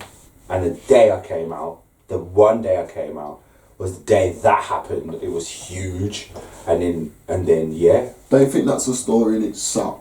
Like sometimes you just gotta go and do it. Yeah. Like what you're waiting for. Like sometimes you just gotta get up, go, and just go with it. Yeah. Well, I just wanted to do something great. I just wanted to do great things for my city, and I was always thinking about how I was gonna constantly, because I was so alone and learning about myself. You know, spirituality can be at first. People enjoy the beginning of it where, you know, you're feeling the waves and the energies and the vibrations and you eating better. But then there's this lonely path that you have to go down where you have to learn about yourself. And a lot of people... Is that where people stumble, you think? Yeah, because nobody talks about that. If you go and look at spiritual people all over YouTube right now, you're going to see them at the height of their spirituality, when they want to explain things to the world and when they want to talk about these different theories and the beauty of spirituality. And there is light in spirituality, but we live in a dualistic realm to know that with the light also comes darkness. Yes. And then to find the light, one has to deal with their own darkness. Nobody talks about that in spirituality. Nobody talks about the lonely path that you have to go through to understand yourself. How can you understand yourself if you ignore the dark parts of who you are? That's just understanding half of you. Yes. How can you fall in love with somebody if you're only willing to interact with the parts of them that you like? There's a darkness there. Do you know what I'm saying? So we're all walking around just interacting with half of people and half of who we are. The more that I have now learned about my own darkness and the dark side of my shadow side, is the more that the shadow side has become an ally now. Okay. It's almost like I understand my own darkness, so I can almost Control. create more light. Okay, yeah. Do you know what I'm saying? Yeah. Do you know what I mean? Yeah, definitely. So I agree with that. I think once you know your darkness, your weaknesses, whatever you say, yeah. you're definitely more in control of Yeah. how you move forward. If you don't understand that part of you, where it comes from, Yeah. how it manifests, Yeah. you don't know what to look out for. You don't know. It will take control of you too. Yeah, I was gonna say, like, because basically, like, it's like brain training. Mm-hmm. You know, I would say to people, like, you need to. I say to my friend all the time, and he's going, you know, when you're on a wave and you're motivated, you're just getting, you know, when you got goals, and you're just knocking them out the park, and you're like, yeah. And then you go to someone, and you go, yeah, I'm just so motivated. Yeah. And my friend done it to me the other day, and I said to him, first thing I said to him, I said, you know what? It's easy to be motivated when you're riding a wave. So, like, true motivation comes when you're not motivated. Yeah. You see, when you don't want to do this stuff, like you're talking about that journey that people are always talking about, but because they're riding that wave, and they're probably seeing the gratification, it's easy. It's easy to do it, but once that stops, how motivated really are you? Can you be then? Like, how motivated are you when the chips are down and you don't want to get up? And you don't want to talk to people, and you don't want to think they're positive thoughts. How do you do it then? Yeah, of course. And that's what I think more, and that's why I kind of took a break from social media and a break from all of this stuff, because, you know, like, my whole concept of life now is ratchet righteousness or righteous ratchetness. So explain that a little bit. That's just, so it's like, I had, for the people that are not watching it, that have seen me for the first time in this video, I used to have long locks in it, and when I had my locks, there was certain associations with those locks. Yeah, so, of course. Yo, he's got locks, he meditates, he uses crystals, that means he must always be positive, He he must be a vegan, he always must be in this great, he must be living this great lifestyle, and he can manifest anything that he wants in his life. And people were, because I was posting that side, I wouldn't post it when I was upset. I just post up. So what would happen is people had this idea of me and put me on this pedestal, and then I was like, raw. I couldn't. It's like, I don't want to live. At first, I became drunk by it. Yeah, let me be honest. I became drunk by it, so I was like, yo. You like the instant I'm going to put it out. gratification. Yes, even if I didn't have nothing to say and spirit didn't give me something, I'd find something and put it out. Looking for the post. Yeah, so then when people would see me, like, for example, now, I'll be like, thinking, like, today, I'm in a ratchet vibe. I'm always righteous, but today I want to have Coca-Cola. Yeah. I want to drink some Coke. Oh, Chakraman Coke. I didn't think he was the type of person to have Coca-Cola. Do you know what I mean? Or if I was in the bar and I'll be like, yo, give me a rum and a cranberry juice. Chakraman, drinking alcohol. Come on. Because of what I posted, people had their own images of me, and people want to vicariously live life through you. So because they live life through you and they've changed their life, when they see you do something, it's like, it's a complete betrayal. And then I realised, that's my fault. Do you know what I'm saying? Yeah. And then, you know, when I readjusted anyway, and then while I was readjusting, I started to notice these things, like, I started to notice that, you know, there's a lot of head wrap hoes and hotep brothers out here. Yeah. So when I say that, I don't mean any disrespect whatsoever, but, you know, you got your girls, they wear their head wraps, they meditate, they burn sage, they do yoga. Yeah. But really, it's fashion. And they do that fashion just so that they can get laid. And then you got brothers out here with locks who meditate, walk around with angst and that.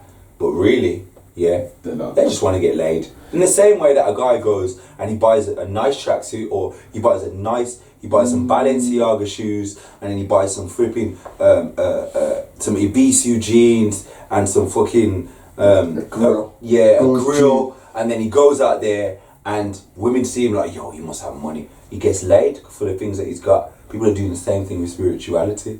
It's a fashion. Yeah. Veganism is also fashion. Religion is also fashion too. Yeah. Do you get me? So when I realised that, actually, when I wanted to meet more people like me, in the process of meeting more people like me. You met more people that acted like you, actually, but weren't like you. I met more people that acted like me that weren't like me, but because I met them, it also showed me a reflection of myself. Okay. Because I already knew that. Look, I went and knew when I had lux, even though I was meditating and I was deep in it, and I knew that at certain times, if I'm chatting to a gal and my hair's up and when I'm talking, if I pull the bubble out and flash out the lux, that might turn her on a little bit, you know what I mean? I knew that. So I wasn't practicing it like how some people take it to an extreme. Okay. But for me to be interacting with it, it means that an aspect of it... You was looking for it. Yeah, an aspect of it must have been there. Do you know what I mean? So when I realised that, I realised that the people who I met that I really connected with on a deep spiritual level, sometimes were like middle class white women that I never really thought that would or Muslim, or like the bus driver or the taxi driver or the person the alcoholic on the bus. I found that the most poignant spiritual things that I ever heard or lessons that I ever got where that spirit was talking to me, not through these people with locks and head wraps and say, I would hear it from them, but it was mainly could speak to me through a child or or in any way. So then I realised that, and then when I cut my hair off, when I had cut it off on the 1st of the 1st, 2019, people were like, I can't believe you cut your hair off. You're cutting off your antenna from the Most Highs, bro. That's your hair blood. Like, you need that. And I started thinking about the Shaolin monks and how they're bold and they're still connected, even more depth. So then I thought, actually, connection has got everything to do with my spiritual intent and everything to do with again, bringing it back to my thoughts. So then I cut my hair off and I'm growing it again, but I cut it off to just show that I've cut it off and I've become more fashionable because I'm going to deal with people and I want people to deal with me on the level that they're on. Yes. And I'll deal with people on the level that I'm on. So if I'm wearing all these clothes and you're working on a level of materialism, then you're going to come to me and be like, yo fam, yo, I love your garms fam. Yeah. And then from there, we can talk about material clothes and then we can get deeper, or you can look into my eyes and be like, yo, there's something about your aura. We can deal on that level. Do you know what I'm saying? Or yo, what's that crystal on your finger? Or you about the ankh. They're still on that level. When you see me, whatever you decide to see and put your energy on, that's the level I'm going to deal with you on. And I just feel like in the spiritual community, there's a lot of spiritual snobbery and there's a lot of superior, inferior complex. And I realised that if you're really about this life and you realise that everything is everything and that we're all connected and we can manifest exactly what we want, then you're in no position. If you turn vegan at 20 and you weren't vegan for 19 years, at 25 when you see somebody eating meat, you got to realise that they're on their journey, like how you was when you was 19. So you should be able to connect. You shouldn't, the fact that you're looking down upon or you've got something bad to say about someone who's not living your lifestyle, it almost shows the spiritual level that you're at. True. So I cut my hair to be like, well, actually, you know what? It's not about the hair. It's actually got nothing to do with the exterior. I'm regrowing my hair now, but I'm regrowing it because I've learned a new lesson now. Whereas before, I was going down that road of becoming someone who was spiritual, but also fashionably spiritual. Yeah, I was going to say it was more of a fashion statement. It's like being a hipster. Do you know what? Did you listen to our last podcast that just went out? Absolutely, I haven't. So the last podcast was with a guy called Morgan Evans, a good friend of mine, and it's very similar to the stuff you're talking about now. He basically was an ex-professional footballer for Aston Villa. Then he got dropped, so he was lost his kind of purpose. Became a personal trainer, good looking guy, went on X on the beach, so he's on MTV, he's got a little bit of celebrity, he's a personal trainer, he's got his own gym. Gave it all up, so he had a spiritual awakening, and he went to Brazil, went to live in Brazil for he went to Australia, so he had a spiritual experience there, and then he just went to Brazil to meet some people even in Australia. And he talks about exactly the same kind of stuff saying about how, he was into his material stuff and he kind of had to release that or release his ego, it's because he basically found God.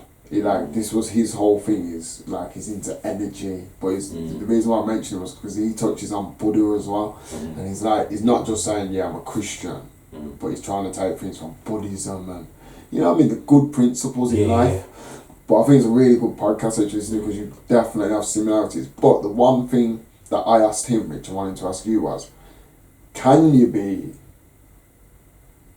materialistic and spiritual? Absolutely. And that's what I've learned. That's where I am now. So this, have you got some? You're gonna say something now? No. Oh, right.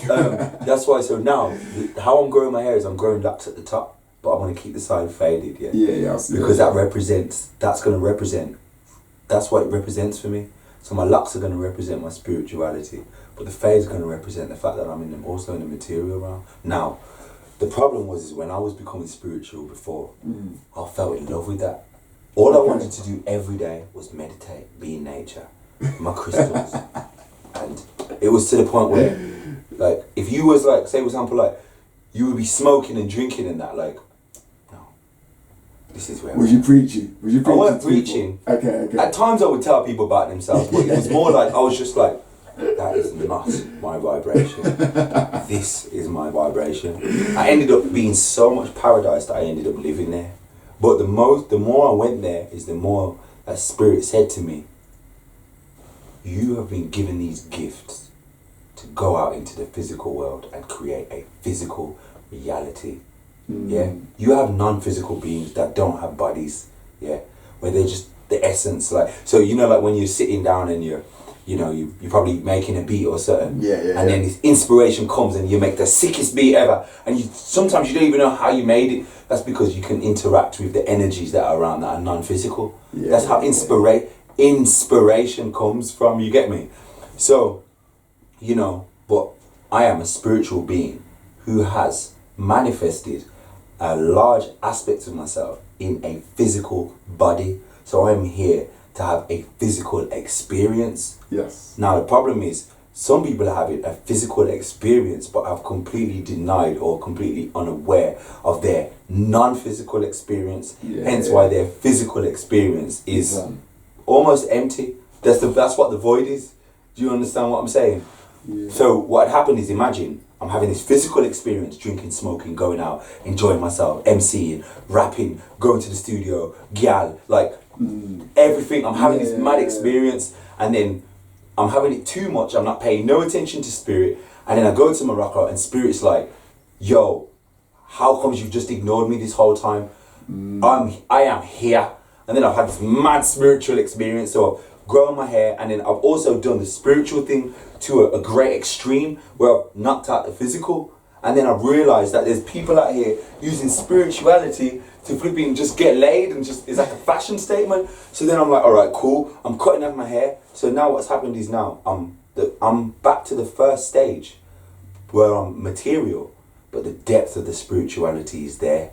Do you understand what I'm saying? Yeah. So you've got a deeper understanding. Yeah, it's a great thing that you've asked me, and the reason why it's such a great thing that you've asked me is because now I'm in a place where I'm like, okay, cool. I am going to go back to the spiritual realm one day, because the physical realm is temporary. Yes. Me being in this physical body is completely temporary. So I must leave a legacy.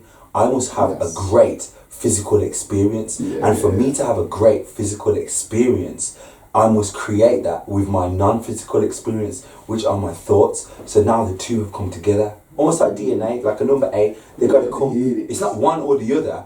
The two must synchronize in order for you to be. You have to synchronize. It's the extreme of opposites is what creates new life. A man and a woman will come together, have intercourse, and have a baby. Yeah. So your spirituality and your materialism come together to create an almost godlike version of yourself, where you're actually creating a whole reality just with your thoughts. Your masculine energy and feminine energy can come together to create also a godlike state.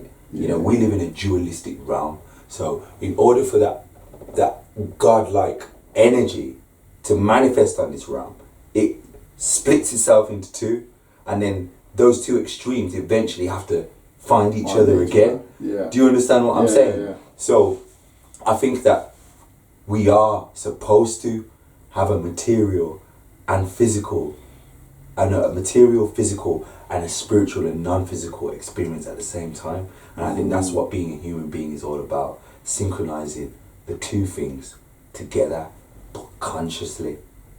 Yeah, definitely. I think like I've always lived in the physical.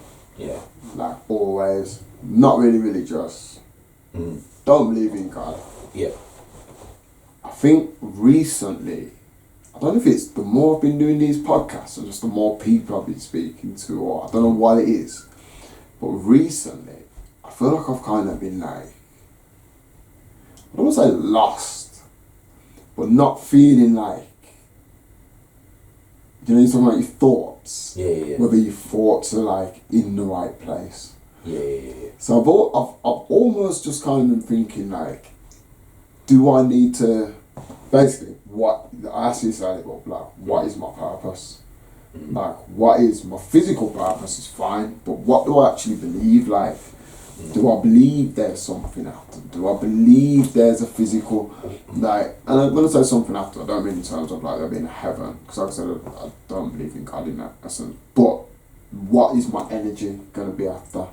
Or, well, you're creating it right now, like, do you know what I mean? So to be like, you've got you're inquisitive, yeah, so you're bringing people of a certain knowledge base, or who've had certain experiences into your stratosphere or into your space, if you want to call it that, and you're asking them questions so that they can speak about their own knowledge. Yeah, definitely. Whilst you're asking those questions, you know, looking around, you know, you got Bob Marley there, you know, a nice painting over there, The Power of Now, the Isis Papers, you know what I'm saying, got a few more books up here that are quite deep, you know, Body Language, Feel the Fear and Do It Anyway, like the 48 Laws of Power. All of this information, you've got a camera, you're putting the information out there, you've got a studio, do you know what I mean? For you to put this together, this is a manifestation of your non-physical reality. Your God, if you want to call it that. Do you know what I'm saying? Yeah, God's whatever you want it to be. Do you know what I'm saying? Your non-physical reality is whatever you want it to be. So it's like, it's almost like, it's not even, that's why it was so hard for me to say, what is your purpose? Your purpose is whatever you want. If your purpose is, I want to make a podcast and put out certain topics that resonate on these subjects, that's your purpose. If you want to put out an album of spoken word that inspires people to look at life in this way, that's your purpose. If you got a girl and you're like, yo, I want to have a family and I want to get married and I want to live in Brazil, that's your purpose. Your purpose is whatever's in your mind. It's whatever's in your mind, and from that, having that thing in your mind, it's whatever's in your mind that you want to bring out of your mind into this reality. Yeah, definitely. I think that's what your purpose is, and you know what I mean, like I said, like, you know, I don't believe in God in the sense of, I was just about to ask I don't you that. believe Do in you God. believe in God, or I don't believe in God in the sense of there's this man in the sky? man in the sky or this entity that's judging you. Do you know what I mean? So I believe in energy. Just there's a saying that energy. says that the Creator synthesizes itself. Let me say it again. The Creator synthesizes itself as man, and then man, in his ignorance, creates God. Okay. Yeah. Yeah. You understand what I'm saying? Yeah. So it's almost like if God, it's this wood that's here. The tree is God is the tree. Yeah. And this is a piece of wood, but the piece of wood is God, but it's not the tree.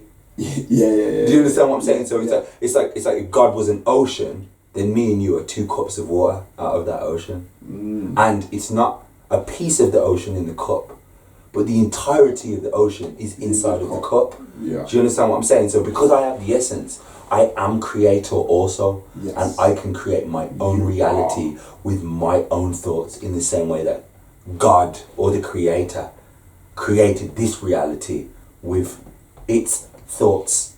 Do you understand what I'm saying? Yeah. Everything I believe is a macrocosm or a microcosm of everything, and you only have to look at an atom in the center. Then you go to a cell, it has a nucleus. Then you go to an egg, it has a yolk. Then a human being, it has a heart. and then the earth has a core, and then the solar system has a sun, and the computer has a power, a battery. It doesn't matter what you look at in life, it cannot not follow that principle, and that principle of is what God is. Okay. Is that to me? You know what I mean? So God is actually is the almost like the thread that threads the center of every atom together. Okay. So it's God is another word I give for God is the all. It's the all. It's almost like that. You know, the Hindu religion has the Om. Yeah. Which is the like the universal sound of the universe. Yeah. And then everything else is like a man. Yeah. That's what it is, man. I think God to me is like I said to you, energy. I'm not like, there's not, to me personally, I don't believe threesome, but to me personally, I don't believe there's an entity. I don't believe, like you said, there's someone judging you. Yeah. I believe we are all atoms. Like, you have to think, like, every single thing on this planet has been here since the first star exploded, or however you think that happened. So to me, it's kind of just testament to that when you say like we are the creator. We actually are the creator though. Like there's not like nothing else. We are the creator. So when I think of like God, I just think of energy. Like literally, we are cells. We are atoms, elements of energy. That's it. Like just creative and creating. But sometimes I think, to me, I don't know if it's the old again. I don't know what it is, but the way I look at that, that's what makes me question my purpose. Because if I know one day we're all gonna die. So one thing guaranteed, everyone's going. Physically, physically. See what I'm saying? So physically, exactly. So physically, whether you call it spiritually, whether you call it the Holy Ghost, whatever you want to call it, I also know that energy cannot be destroyed. Absolutely Scientific like facts, you can't destroy it. Absolutely not. So I know physically I'm gone, but even still, then you're not. You know, it's so weird because when you look at crystals and trees, and so okay, I die, and then 1,000 years from now, there's like a mountain. And there's like quartz crystals in there, and that quartz crystal is composed of me, dinosaurs, flipping trees that have died, leaves, all of these things, and it becomes part of the soil, and then the trees grow, and then they use the nutrients, and then somebody eats that mango. My essence of me is in that mango. Do you know what I mean? So even physical reality doesn't die either. Do you know what I'm saying? It's like nothing dies. It's true. If you identify you as this body, your ego then dies. You do die. Your ego dies. Yeah, of course. Ego dies, but your like the parts that make you don't die. They transform. Die. They transform. So then I start to think like, well, if I know this, if I know my ego dies and that, this is where I think purpose. I'm really starting to think about the purpose of what I'm doing. Because I feel like, because for a long time I just disconnected myself so much from, well, I know I'm gonna die. I know what atoms, I know what carbon-based life forms, I know what energy just transforms and goes to something else. I think for a while I was just kind of like, well, what's the point? Because do you know what I mean? No, but do you know what I'm trying to say? It's again finding that purpose in this physical form. Is what I'm trying to say. I always, like I'm saying, that's why I love nature and I love looking at myself. Because when I look at nature and myself, then I understand God. Do you know what I mean? So now he said, what's the point? It's like, you know, if your foot had the same perspective and it could think for itself, and be like, well, you know, I'm going to die one day. So what's the point?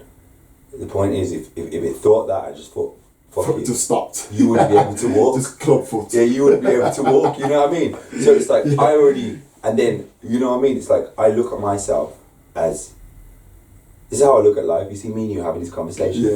There's two cells on some part of my body that are sitting, having this conversation. And then on their skin, there's another. And then on your cells, the same thing's happening again. So it's like, whatever I do is going to have an effect in relation to the macrocosm. Yeah. So I must just create.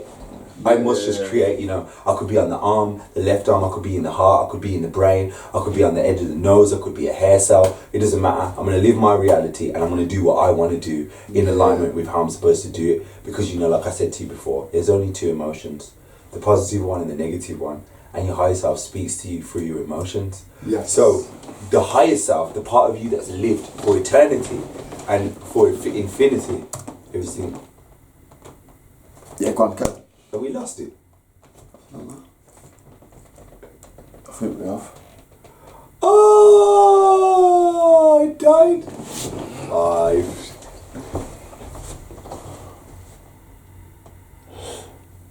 Yeah, we're good. Oh, we're good, yeah? Yeah, we're good. But we've been going for like 2 hours anyway. Really? You're at hour 45.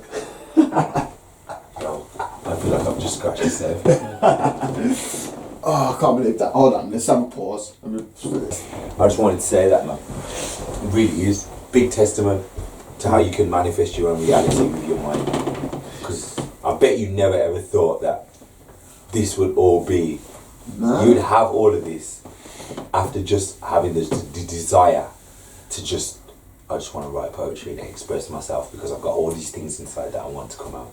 Yeah, definitely. I think like saying like holding on to a lot of stuff like we were talking about before. I can't remember like because I started writing poetry quite young, but just never shared it. Okay, yeah. Do you understand like? Because I was around people who were barring. I couldn't bar. Like you understand like I ain't got the you know the flow the that's not me. Yeah. But when it comes to like, but I've got something to say. So how can I say and get it out? Yeah. So I remember like writing like is my assimilation the degradation of my soul? Aggressive integration that we have slaves on. See, our individuality has been lost between our futures and our past, where the only thing we grasp is what we see in front of us. But why would we look behind at a world that's in decline, where old traditions are in remission as we succumb to new ills, and that's more than these red, blue and purple pills. See, our possessions are a measure of our progressions, and it seems the lessons taught by our ancestors will soon be forgotten, and all that will be left is the investments of investors in the form of mass education. See, we no longer see colour, so it's our class that forms separation, and that segregation at the highest degree. See, it's a tragedy our cultural differences are met with such indifference, and the transparency and institutional preference lays down the past for social reference, so we don't know who we're supposed to be. Living a life in ambiguity is the only disambiguous thing. Wow, that death and taxes. So whilst we linger in groups and allow our uniqueness to be stomped out and remoulded into the latest sneakers, it's only our friends' validations that we seek. Driving our kids to use sun creams adorned in bleach, while others get cancers while they're adorning the beach. But let's not talk about mixed messages. See, we've burnt effigies of bankers stealing money we haven't got, but on a day-to-day basis it's more than our pockets being emptied. See, hollow pockets lead to hollow faces, which match our hollowed minds. A genocide so subtle we don't recognise the signs. So instead of being cautious of the drugs that they use to abort us, our HD realities have us questioning those that support us, diverting our attention towards our borders. But not every pack is an Iraqi following orders. A society of hoarders that can't afford their own thoughts, so they buy them in borders. Amazon, eBay, Waterstones are no longer needed to crumble broken homes. All you need is electricity and the access to Rome. The uncondonable condoned. Terms and conditions let you know your privacy is merely known. A new age of intellectual drones. See, many thrones have been abdicated and many more minds desecrated as we try and redefine the lines that make us us. If push comes to shove, we'll kill for freedom of speech. But what's freedom of speech when your freedom of thought has already been impeached? In a time where our reach exceeds our grasp, our demeanours are as flash as the substance we lack, causing us to attack the things we don't understand, while the smart few reach the goals for which they have planned. The rest of us sit by and watch life on demand. Surrealism has turned into realism. Capitalistic ideals, it goes up, you know what I mean? But, you know what I mean? Making me want to like making me want to like recite some poetry and that, man. Yeah, that's But it's all just, like I said, it's all about what you've got to say. And that's why I love poetry, man. Like, I feel that's the difference between poetry and rap. Poetry is all about vulnerability, I think. It's allowing yourself just to be up there and be like, fuck it, basically. I'm just going to say what I got to say. Yeah, for me, it's like different, man. When I write poetry, I just feel like it's just a way for my higher self to express itself, yo. Yeah, my vulnerability doesn't come out in my poetry. It now just comes out in my interactions. Okay. So now, this is where my vulnerability comes out. I'm not afraid to just, in social situations, just be like, this is how I feel. But because of that, now my higher self comes through and it's like, I have a message. And then it comes out. That's how my poetry works. I'll be literally walking down the street and it just falls into my head, falls out of the sky and into my head. That's how it feels. Yeah. And then I'm like, I need to write. And then once I've got the phone or the pen, then it just writes. Yeah. It writes and then I read the poem after I've written it. Does that make sense? Yeah, 100%. Do you go back? Do you change a lot? This is what I was going to say. Do you? Never. It's because it's not me. It is me, but it's a higher part of me, and it almost writes perfectly. If I'm doing a theatre show, I've had people cut the words and that, but me, nah. I can't. There is no. How am I going to write this next? It all happens in one sitting, and then I read it. Okay. I read it after, like, raw. Yeah. But when I'm in it, when I'm in that place, it's almost like channeled, you know. Yeah. It almost like I read these books and stuff. It's like my higher self is my higher self. It's just energy in it. And then I read these books and I have these conversations and I have these experiences where I learn these things. And then my higher self uses all the information that I've been taking in to express itself. Okay. Yeah. Yeah. So if I was just watching animes and Japanese mangas, then my higher self would use the terminology and the powers and the things that are in the anime to explain itself. But then if I'm just reading a book, it will use the information in the book. But it can actually just use anything that I'm putting into myself to express itself. Yeah. Or myself. Yeah, definitely. I feel the same. Like, I always find that when I'm writing, I write, first of all, the morning, you know, you're talking earlier about morning and that, like, what is it? The theta waves. The theta waves. Yeah. When I wake up, I'm not even awake. Yeah. But I'll start, like, writing something in my head. Yeah. Same thing. And then I kind of, like, get up before I've looked at the news, before I've looked at anything. I've got just this creative energy. Like, literally, before my brain's done anything, it's just kind of like, bam. Yo, you've got something to write now. So, I always write better in the morning. Yeah. Then I just wake up and I'm just like, bam. Yo, I've got this creative, like, power. Like, it's just in me then. Yeah. Whereas when I go through the day, I don't know if it's just like things, you know, life, basically. Yeah. It kind of taints the writing. Yeah, because you're collecting, aren't you? Yeah. You're collecting information.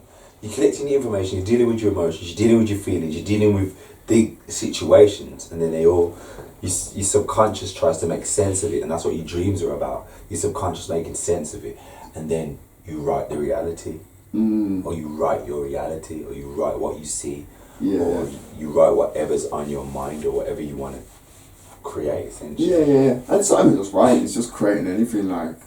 Just anything, because I want to read my poem. Come man. You made me want to read my poem, blood. I gotta read it now. I gotta read it. Like, that was fire, bro. Like, I feel like I need to. Yeah, man, I've got to right there.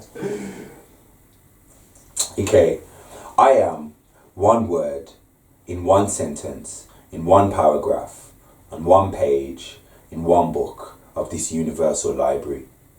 One perspective, one perception, perceived from a different angle, a different reflection of the same. Deep within the depths of the earth, I am there. Separated from a head of new growth are buried thick locks of hair. New ideas, morals, principles, and wisdom composed as new DNA strands coil. Old hair strands decompose into composite nutrients for new seeds to grow in fertile soil. We all can't deny that we all live a lie. What you show me outside, does it match what's inside? Laws of human nature mean exactly what I see is a complex projection of what you want me to see. Raised by these programs, conditioned by a system, disguised as a predator praying they won't see you as a victim. Knowledge comes from action, inner stillness breeds your wisdom. Your mind houses your income, thoughts are bricks which build your kingdom. Observing the observer that observes what's in my mind. Everybody's writing, not reading in between the lines. Everybody sees but not with pupils between eyes. They loved you deeply yesterday, today they want you crucified. Contours, curves and skin for views, comments and Insta likes. Camera angles, Twitter handles, filters, flashing lights. Double clicks for hips and thighs, we've learnt to love the lies. Wooed by flesh and spirit ties while pain tattoos the eyes. Living life through JPEGs, MP3s and MP4s. Contrast, brightness, saturation, shadows hide your flaws. They all think that you're living life, you're dying at the core. In the battles we ignore, therefore, we lose the war. You see, you are not responsible for how they choose to see you. What's the point of living life if you can't truly be you? Don't let what they choose to preview fool you and deceive you. And don't wear masks and great disguises thinking they'll believe you. See, people can be mindless while you're stressed and I'm blessed. Happy to share your lightness, magnified by your brightness. Soulless and heartless, with hearts filled with hardness. And never dare to share when shrouded in despair and darkness. Thoughts can be so violent. I smile, they think I'm vibrant. Is there peace within this silence? Meekness hides the inner tyrant. Evolving and I'm changing. They prefer if I do the same thing. Success is born from failing, so I fail to prevent waning. The sun's evaporating. Sunny days prelude the raining. Cows they feast on grass that grows when waste decays from defecating. The day follows the night. This cycle thrives though it's conflicting. We learn, evolve and grow through points of severe contradiction. The rough becomes the smooth through countless times of toil and friction. Destinations need a map, but destiny needs intuition. Crucify these locks, they think that my connection's weaker. New vibrations oscillate and now connections deeper. Funny cause these students preach and pose as spirit teachers, burning stage and meditating, yet they've never sailed the ether. See, this journey of my spirit is my purpose and my passion. More than crystals, dreadlocks, head wraps, frankincense, it's more than fashion. It's that central point that connects every molecule and atom. It's that life before the fruit was eaten by the Eve and Adam. It's that essence in the skies, energy behind your eyes. It's the process leading up to pushing out between the thighs. From that nothing to the fetus to the birthing mother's cries. It's that world you can't remember before mother gave you life. All these titles and religions, ways of life is just a lesson. That we create our own reality, all these things are all expressions. Living life through an extension, hiding all that is suppressed in. Realizing everything that happens to you is a reflection of your thoughts and all your traumas, all your curses, all your blessings. All your outcomes are the results of all the things that you invest in. So before you place the blame, look at the things you're manifesting. Look inside and pay attention. That's an intelligent investment. Yo! Man's got boss. Yeah, bro. Like, I had to get that one out there still. Yeah, that's that kind of explains that whole conversation. Yes. That we've had so far. But that's where my mind's been at, you know what I mean? So, it's just losing. It's understanding that the physical is important and understanding that how you present yourself is important. But one must realize that you get what you want or you achieve your reality. And it starts from the inside. And then it comes to the outside. Yeah. And it just comes from seeing people and me in the past, looking outside of myself for the thing that I want, or looking for my purpose outside, or looking for what I'm supposed to do outside. You will never find it outside. You will never find it in another person. You'll never find it in a job. You'll find it inside of yourself. And then once you've found it, you express it in all of the things that you do. Okay. Yeah. Do you know what I mean? So yeah, it's thoughts. It's all about thoughts. You know what I mean? So a lot of people look at the fact that I've chopped off my locks and almost think that I've lost something or I've gone back. When my own personal experiences, I'm even more deeper into it. Yeah, you're more in tune with yourself. More in tune and more aligned than I ever was. Yeah. It's weird, like, it's not weird, I suppose, because we always try and, what's the word I'm looking for? Not navigate, but I'm trying to say, we always try and... Man, let the word come, bro. It will come. It's lost me. But it's how people associate, like you're saying, oh, you've cut your locks off. Yeah. So you must be on a backward, you must be on a downward spiral. Yeah. Yeah, do you know what I mean? Like, well, Yeah. but where does that come from? And I think that before they've even had a conversation with you. Yeah, of course. That's what I'm saying. So it's like, you know, it really is crazy. That's why religions and movements are crazy. Because when loads of people have got the same mindset, it's like,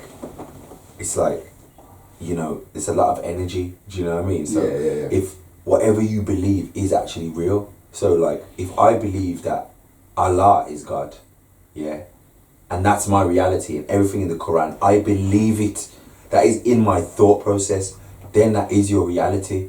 But somebody has an opposing reality that opposes everything that you believe, but they believe it.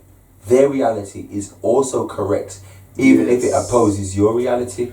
Whatever you believe is correct. If a man believes that his connection to the Most Highs and the heavens and the angels and God is in his hair, that is true in his belief. Truth. And if I don't believe it, and I believe it comes to the power of being aware of my breath, then me and him will access the same thing in two completely different ways. That's how powerful thoughts are.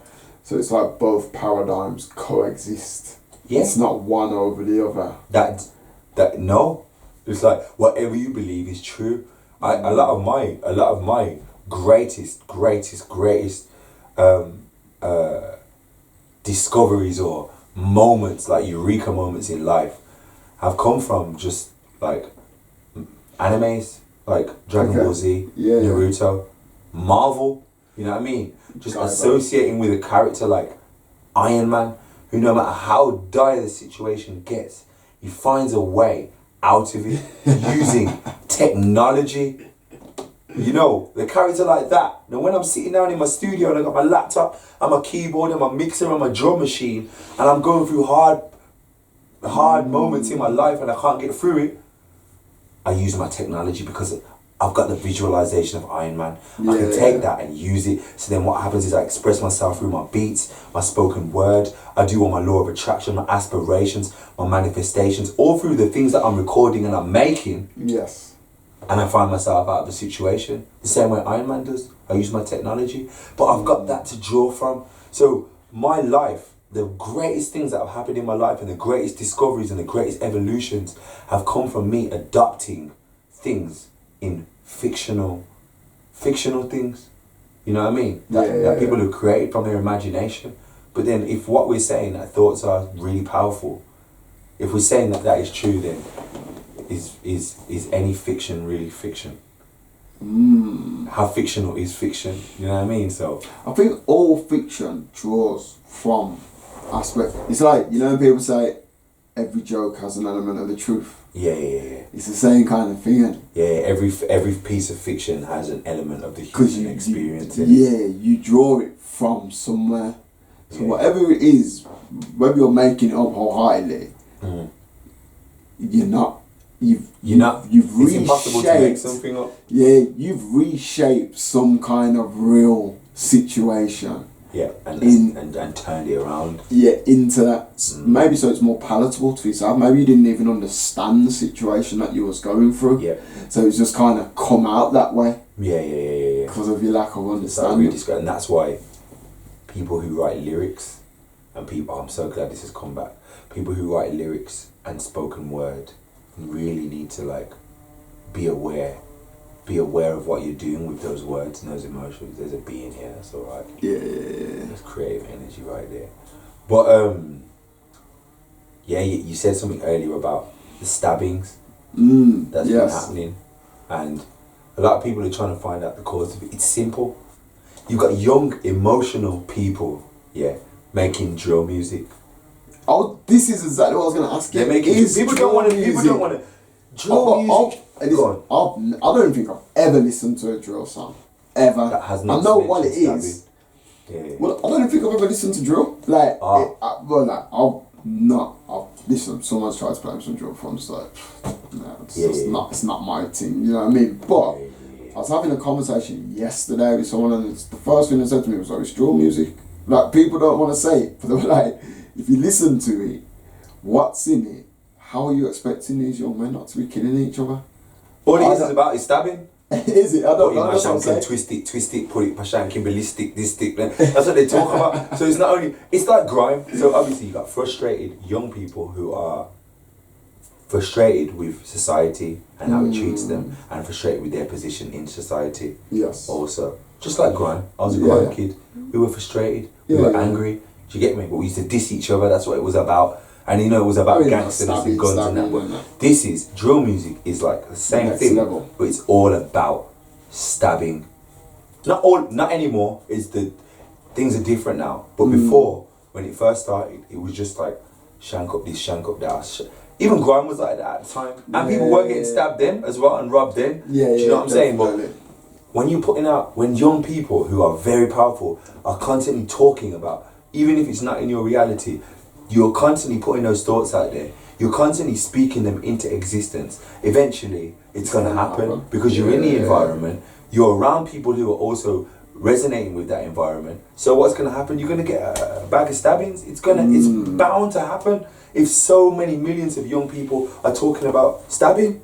Do you know what I'm saying? So, yes, I don't think drill music is the cause, but I think that what people are feeling like they need to speak about on drill music to fit into the status quo, that is energy, and that energy is the universe is listening and giving people exactly what they want.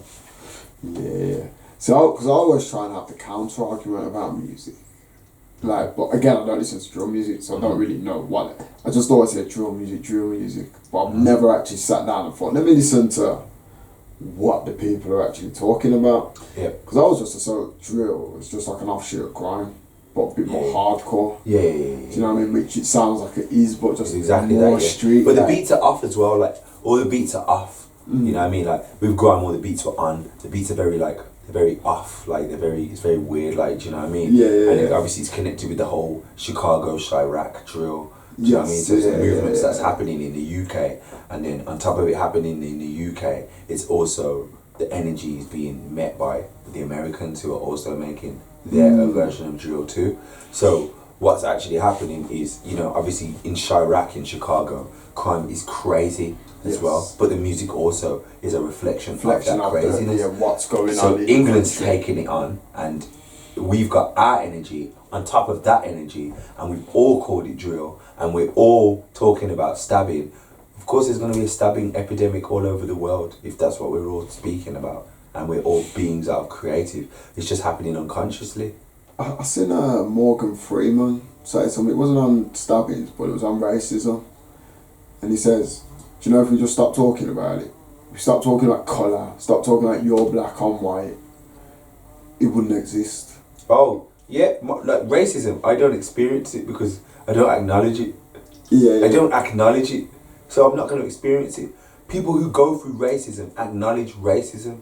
If you're talking about racism consistently, when you walk into a white establishment, you're going to look for racism. Racism exists, but if I walk into an establishment, I'm looking for wealth. That's what I'm looking for. Where can I find abundance and wealth?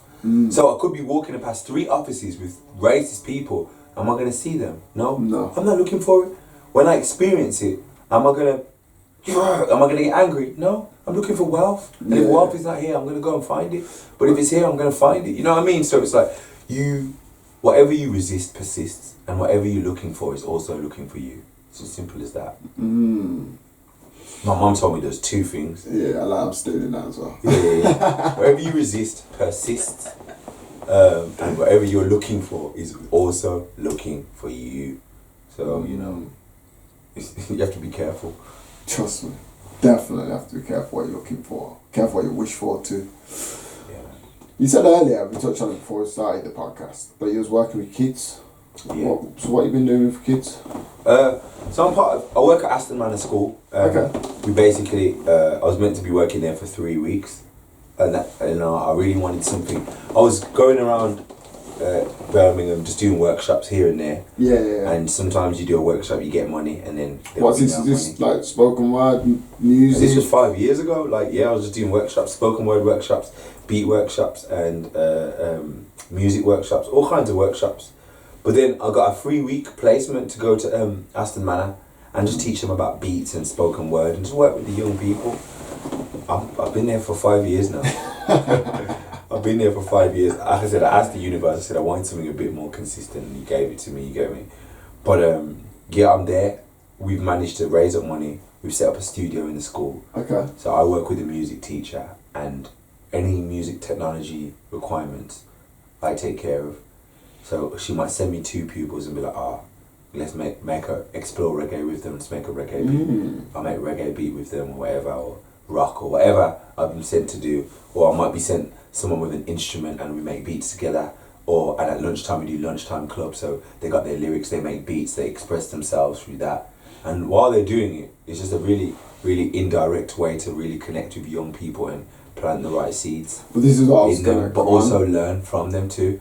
So what ends up happening is I had one situation where a girl came in, let's call her Lisa for now.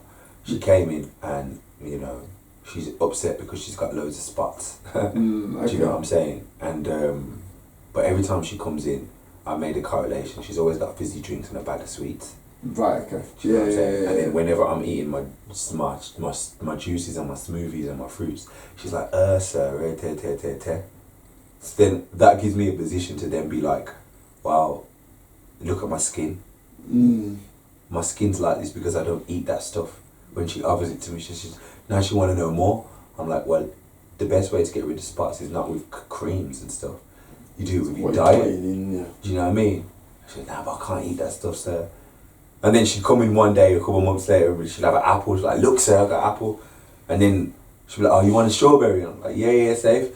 And before I know it, her skin's cleared up, and now she's concerned with her health and wanting to read up more about it.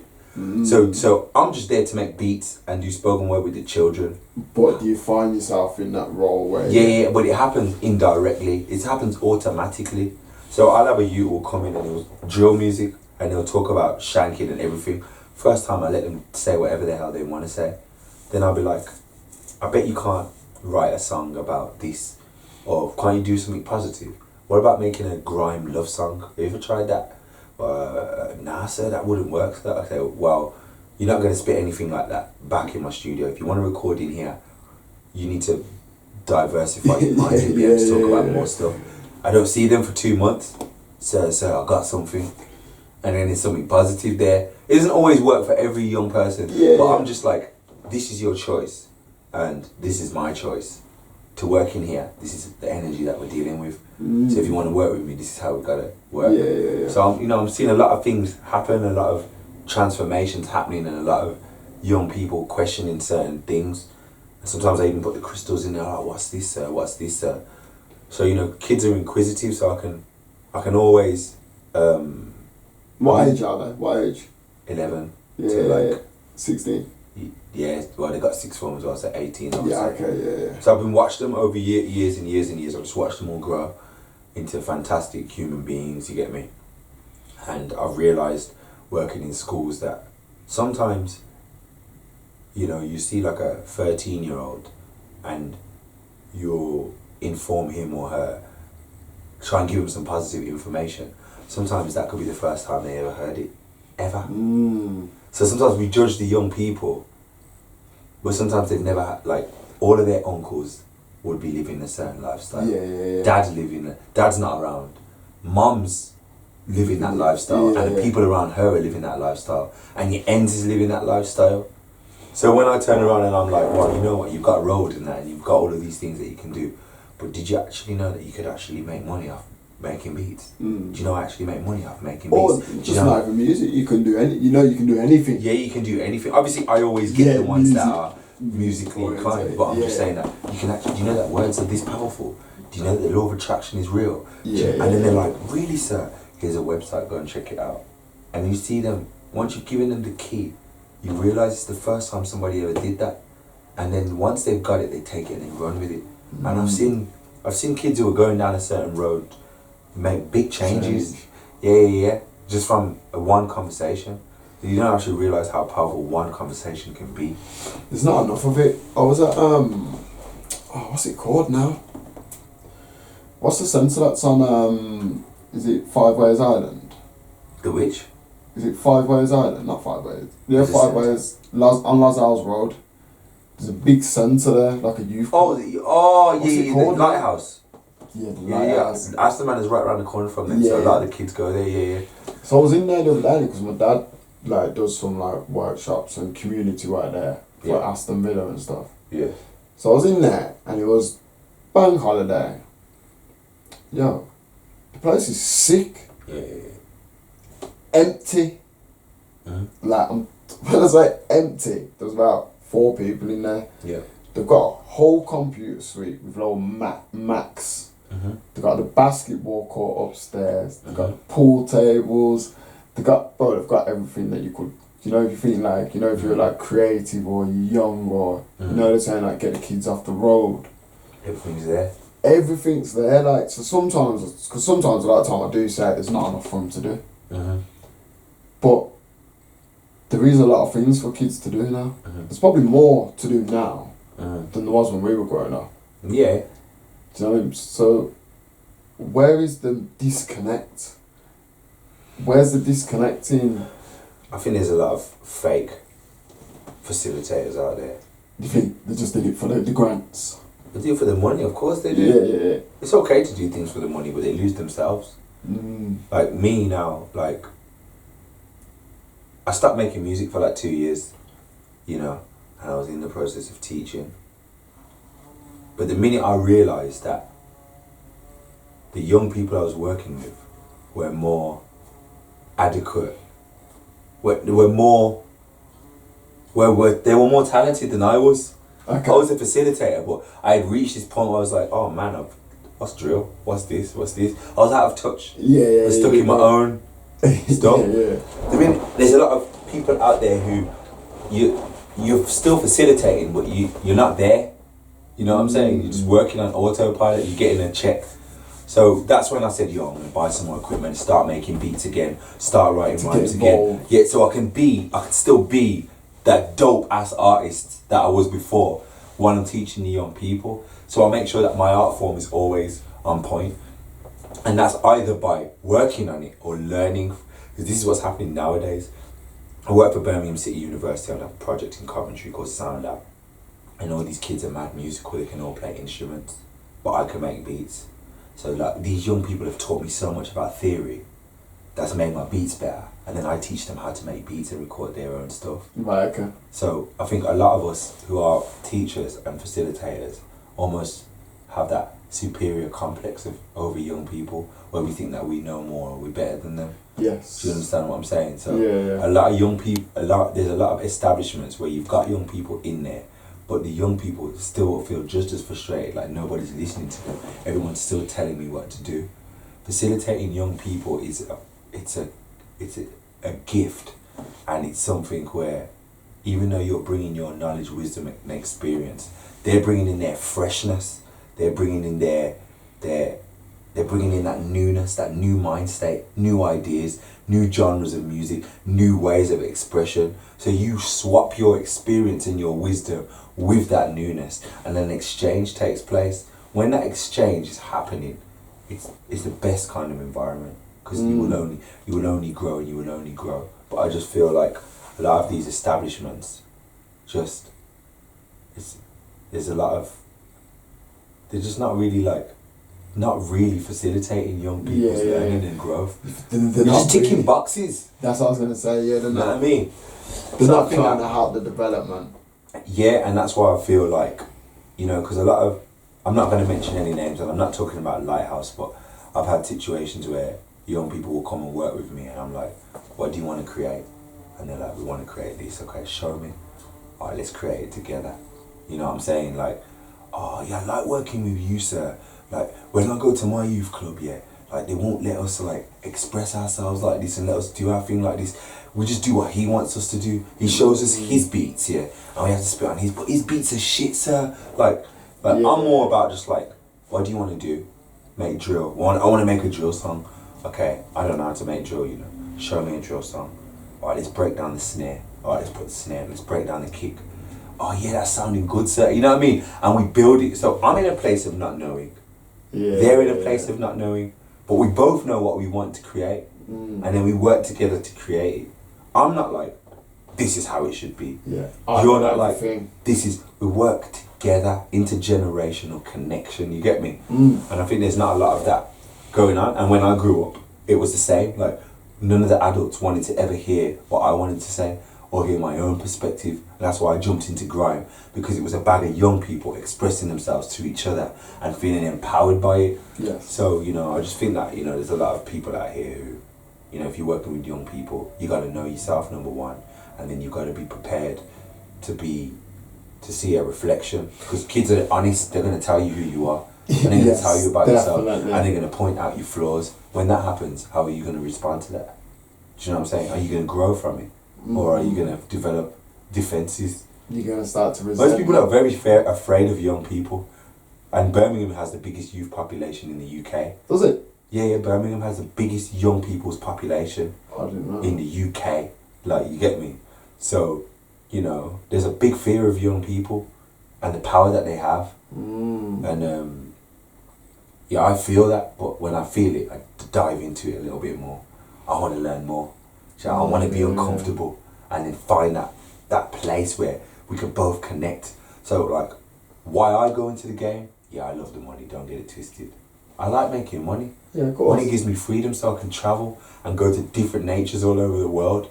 However, when I jump in and I'm meeting young people, it's because I love young people and I love what I learn from them, and I love being in an environment where not only can I learn from them and they keep me relevant, but I can also give them my wisdom and my knowledge, so that when they've got all of this creative talent, I'm like, did you know that if you get this program and do this, I'll give you this selection of sounds, and then you could create that for yourself. A lot of people don't want to share the knowledge though. Like, they feel like, if I give you my knowledge,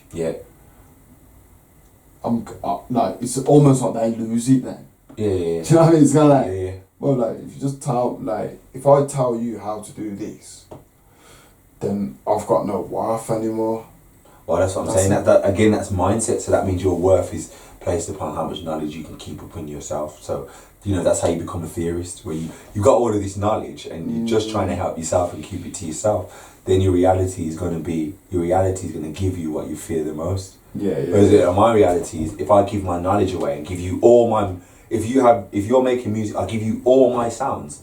I'm like, that increases my own creativity, because now you're using the sounds in your way, expressing your creativity. You can't express it the way I express mine, but then from what you do now, I can learn, and now both of us are doing it, so the energy's even bigger.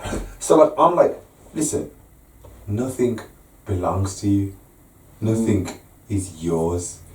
Like, even like, I had my crystals the other day, and someone's like, I said, here you go guys, there's my crystals, that one's this. I'm giving people my crystals. Someone's like, you know, do you know you're not supposed to let people touch crystals, you know? And I'm like, I said, a human being, another human being invented that program and told you that the crystals never belonged to any of us in the first place. That was in the ground. Yeah, I said, when they're in the ground and we're all walking on the ground, like, what then? Who do they belong to then? You get me? So the crystal doesn't belong to you. The fact that you've put that in your mind is you've created that now. So somebody else touches your crystal, you've made this creation in your mind that now their energy's on your crystal, and you're now going to have to deal with their energy. That's true, because that's what you think. For me, I'm like, these are my crystals, they're all my friends, they're all a part of the earth, and I'm going to share them with everybody, because the energy is abundant for everyone. Do you know what I mean? So it's mindset again. And young people are honest, and they're very powerful. So if you've got a building where you've got all the facilities that could help young people, but young people are going in there, there's something to do with the energy of in there. In the building. That's causing children to not resonate with it. Because children should easily be able to resonate with that. Yeah, 100%. Is it that their freedom is being controlled? Is it that you're trying to control the place a bit too much so that the kids can't express themselves? Is it that the people that you've got working there actually don't really like young people. Yes. Like, you know what I mean? That's how it happens, though. Yeah, of course. Or you only have to look at, like someone like me. I would never, even though I could go in that place and create, if the energy's not right, they would never think to employ me. Yes. Do you know what I mean? Yeah, and like, so you know what I mean? It's all about energy. You have to look at the people. What's the mindset? Why did you set it up? Do you know what I'm saying? So it's crazy, like, and it's called the lighthouse as well. So you know, I don't know, man. I don't know. I'm just looking in my own mind as to why somewhere like that would be empty when it has everything in there. Yeah. There's something wrong with the energy. You get me? Do you know, you definitely need to do a podcast, though. You need to start your own podcast. No, I am, but I guess it's beautiful because I'm learning how to speak now. I didn't really know how to. Obviously, on Instagram, I learned how to speak for a minute, and now I've learned how to speak for 5 to 10 minutes now. Yeah. And like me and you have spoke for like 3 hours. So, like I said, okay. So obviously, you know, I've already written down that I wanted to do a podcast. I wrote all my subjects for the podcast down. Cool. People can steal them. But I don't care. Let me see. Where it is. Oh my God. Do you think, like, while you're looking for that, right, just saying it's... Wait there. The deep thing about human nature, hold that thought. The deep thing about human nature is that all of us are acting, reacting, and interacting with exaggerated, unrealistic expressions of how we want the world to see us. We all have this private world inside of all of us, where our fears, dreams, goals, disappointments, achievements, our true feelings, and our true identities exist. Will we ever reach a state where we can interact with who we really are, instead of the costumes and masks, where suppression becomes true expression? Will we? Can we? Sorry. I don't remember writing that. Happy with himself. It's not even that I'm just happy with myself. I'm like, wow, like, that's like... It's deep, bro. It's beautiful, man. It's beautiful. So on your see them like stream, I call them streams of conscious. That to me is like something that you were saying, you just get up and it just comes out. Yeah. So like, you didn't even remember writing it. Yeah. So that's just come out one time and you probably just put the phone down or whatever, not even thought about it. Mm. Is that something, when you say you want to do a podcast and learning how to talk? Yeah. Is it a thing where you'd want to talk like this, or you would just want to be a one-man podcast, like just... I'm open to all of it, you know. Yeah. Yeah, I'm open to all of it. It's about my own journey of discovery and what things that I'm dealing with and learning at the moment. My podcast will be more of not from a place of knowing, but from a place of not knowing and exploring. That's making an assumption and then seeing whether the assumption's correct or not. That's what I think the great thing about doing a podcast is, like, I often like have an assumption or may have a little bit of knowledge on a certain subject, but when I'm talking to people, I'm always going in as I don't know anything. Yeah. Always like, I'm like, I don't know anything about this. You tell me. Yeah. Come, what's the list? Contradicting yourself. Failure is good. Poor mindset versus rich mindset. Food replacements that will help you live longer. Music and learning. Working for yourself versus working for someone else. Simple mindfulness. The richest man in Babylon method.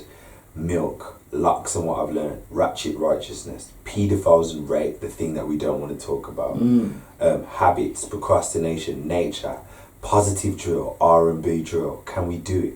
Society and the voice of the youth. Songwriting and performance. Blame yourself for everything. You did it, not the devil. Go where you grow. Chakras. Exercise videos. You're an artist and your life is your masterpiece. You are what you do. Hydrating. Perception. Find compassion and give people the benefit of the doubt. Blame yourself for everything and take responsibility. These things that I have to, not things that I just know, but things that I have to deal with every single day. Do you know what I'm saying? So, well, there's one on there, didn't quite get milk. Just milk. Yeah, just milk and lactose. Yeah, like lactose. Some of them are quite deep, but then some of them are quite deep because milk and cheese and dairy is like, it's a big problem, man. It's a big problem. especially in England, it's a problem. It causes a lot of problems, but don't want to hear doctors don't even want to. Doctors won't let you associate. They won't even. A lot of the time, won't even. So things like eczema and psoriasis and eczema, so a lot of skin problems can be directly related to the consumption of dairy. Directly. I'm a personal trainer. I've got clients where I've literally said to them, cut dairy out for 2 weeks and the skin clears up, and then they have one pizza and then it all comes back like crazy. And then so they've made the correlation, and then I've said they've had a flare up, and I goes, so what happened? I put some milk in my tea. It was only a bit, and I goes, that bit of milk is the reason why you flared up again. Especially when your body's starving. Yeah, so I'm like, put some hazelnut milk in your tea. They're like, nah, because my tea's not gonna taste the same. And I'm like, all right, cool. This is your decision. So if you realise that if how your tea tastes means that you're willing to withstand a flare up of eczema, then by all means, do it. Keep putting milk in your tea. Yeah. But if your skin condition makes you more upset, then sacrifice putting cow's milk in your tea. But the decision is yours to make, and then you'll find people battling with their desires. And then it's like sometimes bringing that awareness to what do you want to get rid of the most.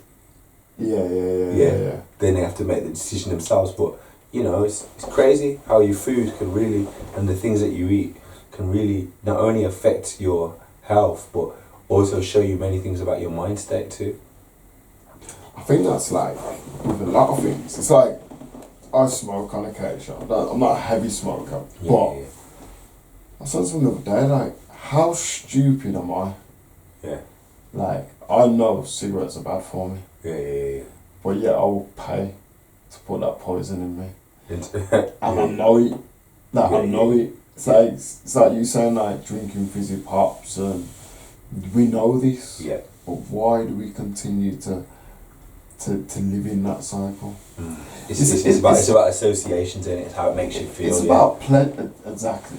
Yeah. Pleasure and happiness. Do you think people know what the difference is?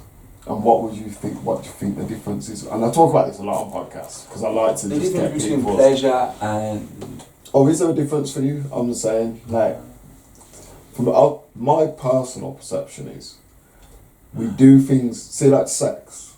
You know, when you're talking about having sex, that's pleasure. Yeah. I would say it's pleasure because to me,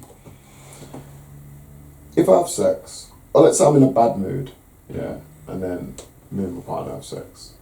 While I'm having sex, I'm being pleasured, so I associate with being happy. Yeah, of course. But as soon as I stop having sex, whatever's on my mind, it's going to revert back to that.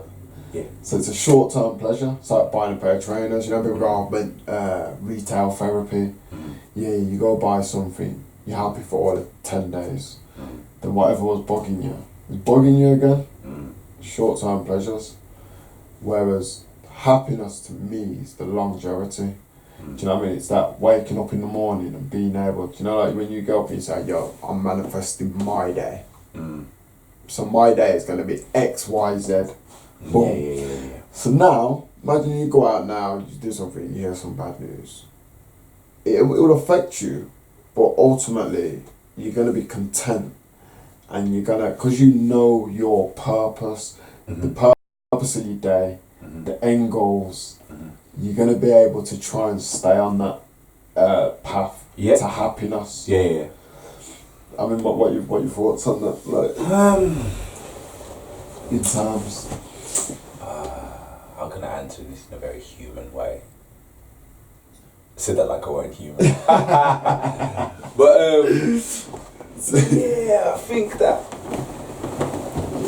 everybody's on their pursuit of happiness. Yes. Me, I'm on that pursuit of happiness, but I know.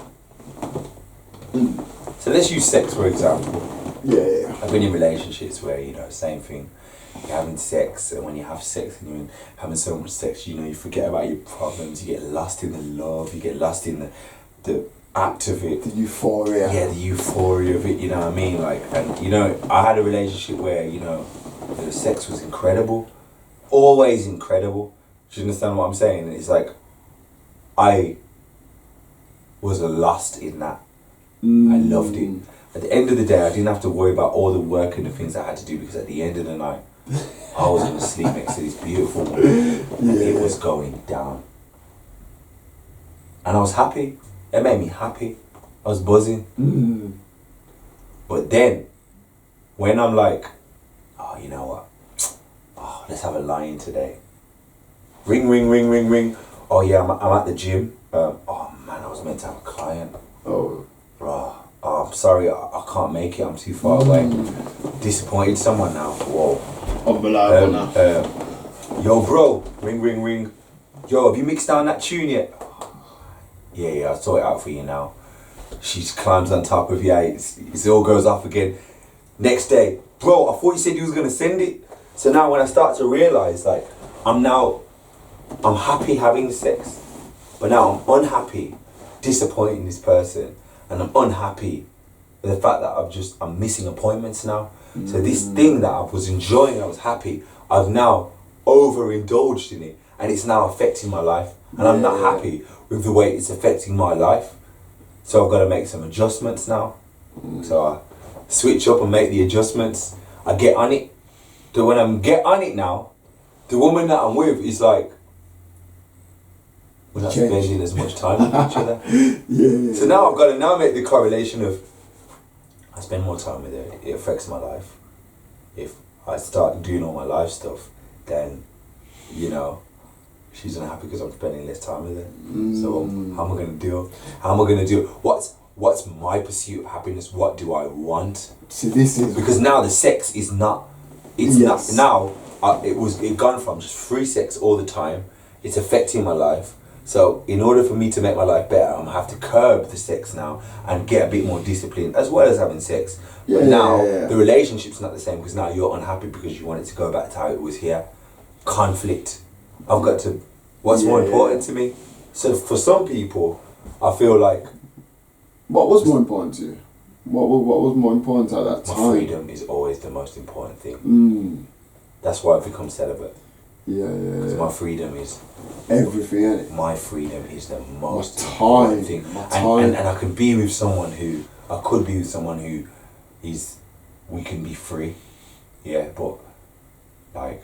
It's hard to come by here because of the programs, the Disney programs that we've been given in the UK, and the movie programs and it's really difficult because all relationships in movies and cartoons and these programs are all show the honeymoon period. Nobody shows the 3 phases of a relationship. Nobody shows that. They only show the first phase of the relationship. So we all grow up with that idea with when the first phase is done and we now go into the second phase, which is a power struggle phase. We end it because nobody taught us how to deal with that. We never learnt that program. So, but I'm a free spirit, and I learn by just going with my emotions. Or my spirit wants me to go to Brazil, I'm saving the money and I'm going to Brazil. If my spirit wants me to do this, I'm doing this. If my spirit wants me to go to the studio and make an album, I'm going to do that, And I'm not going to sacrifice I'm not going to sacrifice the expression of my spirit for the needs of somebody's attachment.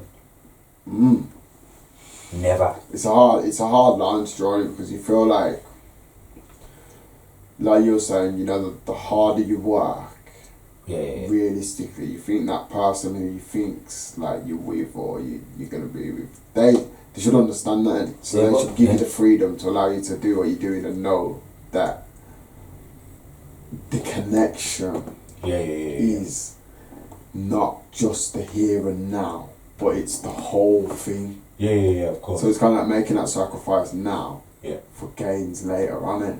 Well, of course. You fall in love with somebody and they fall in love with you and you love them because someone loves me, falls in love with me, they love me because I'm a free spirit. They love me because I do what I want. They love me because I grind. This is the funny thing about relationships. You know when you ask a woman, you know when you're in school, you're like, oh, what kind of man do you like? You get me? Someone who's funny, someone who, you know, you know, buys me flowers and they make me laugh and none of the you know, stuff that's gonna be on your head. but when you actually see what their partners are like, it's nothing like what they describe to you. Because a woman loves a man who is on his grind, who does what he does. He, you know, for example, say, no, I'm not going to make an assumption. Say it's a woman who loves a man who's on his grind, he works hard, he trains, he's healthy, he's just about this life, he doesn't take no shit. Do you understand what I'm saying? She meets you and that's what she falls in love with. You start spending time with each other, you know, you start getting into a relationship, you start getting intimate, you get me? Now, if she says to you something like, yo, we should spend more time together and, you know, don't go and do this, just stay with me. Yeah, She's thinking about her emotions and what she wants. Yeah, of course. But logically, if as a man, you unbecome the things that, you do what she says basically, spend loads of time with her and you kind of come off your grind a little bit, you start going to the gym a little bit, then eventually, even though that's what she wanted and it makes her happy, she's going to turn around and be like, nah, what you doing? What? What is this? This is, I'm not, that attraction, you get me, women want that feeling of, I know you want us to be together tonight and have a lie-in, but I've got to be on my grind. So now she's got to miss you. Like, they like that process. The minute you say, forget my grind, I'll stay here with you all the time, she's like, look, you're here all the time, leave me alone. So it's important, a man is very attractive to a woman when he's on whatever he's on. Like, I'm doing this celibacy thing and I'm on my grind, I'm attracting love, I'm doing all the things that I want to do, and there's loads of women who are what they're attracted to is more, I'm going to be the one. Yeah, I'm going to be the one. Is it an idea of you? It's not even just an idea, it's just the idea of being the one that's going to make me break my celibacy. Right, okay. That is, I'm going to be the one to do it. Yeah. You know, like how girls are always attracted to the bad boys, isn't it? The reason why they're attracted to the bad boys is not because they want heartache and pain and because they want to change them. They want to be like, I'm going to be the one. Because when you know, when that man comes with them for the first time and they're intimate, that man shows that little bit of vulnerability. When he's so hard to the world, when they're being intimate, that little vulnerability comes out and she's like, I can be the one to change you. And the reason why she ends up staying with him for so long is because when he wakes up and he's got to jump back on road and go back on his grind, now you're gonna go through that process again where, oh my God, he didn't stay, he's gone, I don't know where he's gonna come back saying, and oh, now he's on his way, I'm gonna be the one to make him stay. So that process is of conflict, of where she thinks that she's gonna be the one to change him, but then he's back on his grind. She thinks she's gonna be the one to change his back, and that cycle, that's what seduction is. Yes. It creates that seduction. If he turns around now and he says, I'm packing in road life, it's me and you now, we're gonna run away together, and that relationship probably isn't gonna work. do you know in terms of attraction and seduction? I get do you know what I'm saying? So it's like, it's very important for you to, you know. It's like you're saying that, basically the relationship is about you wanting it. Like, and then that once you know yourself, this is what I think us as a society get relationships far too young. We feel like we need to have a relationship. We need to be married by the time we're like 28. We need to have a house. We need to have kids. Yeah. You don't even know yourself. Like, if I look back honestly at my life, I didn't even know myself till I was 30. Really, like, I mean, I knew who I was, but I'm taking like, in terms of being emotionally aware, in terms of, you know, being able to like take the consequences for what I do, just generally knowing myself, like you said, knowing knowing your darkness. Of course. You know what I'm saying? Like, you don't know that until you've lived the life. So why? I'm going to say, yeah, but you can grow together and learn together, but I see it all the time when people get lost in their partner. Lost in someone else's life. Yeah. Like, it's sad because you know, you were saying earlier about the system. It's almost like when you follow that program of I'm gonna get married, get a mortgage, have a kid, a lot of the time, all people are doing, you know, is just making another slave for the system.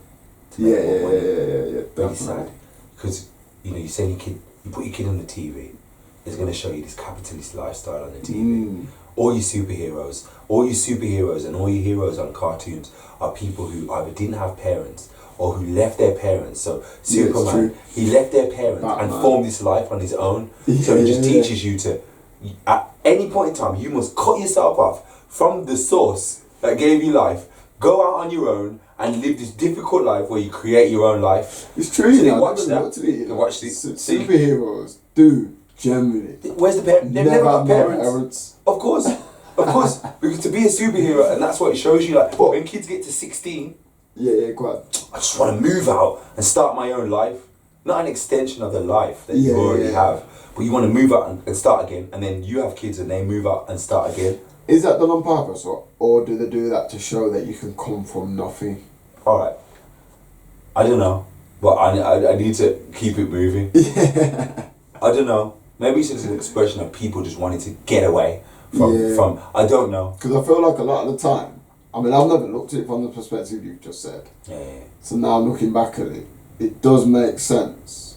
But in the same sense, it also makes sense to show that, I mean, when you're a child, I mean, losing your parents is probably the most horrific thing that can happen to you. Yeah. So I can see also in the sense of them trying to say to people, you know, you've been through the worst of the worst, but you can become the best of the best. Yeah, you can still become the best of the best. But then what happens is then you put your kid in a school system. Yeah.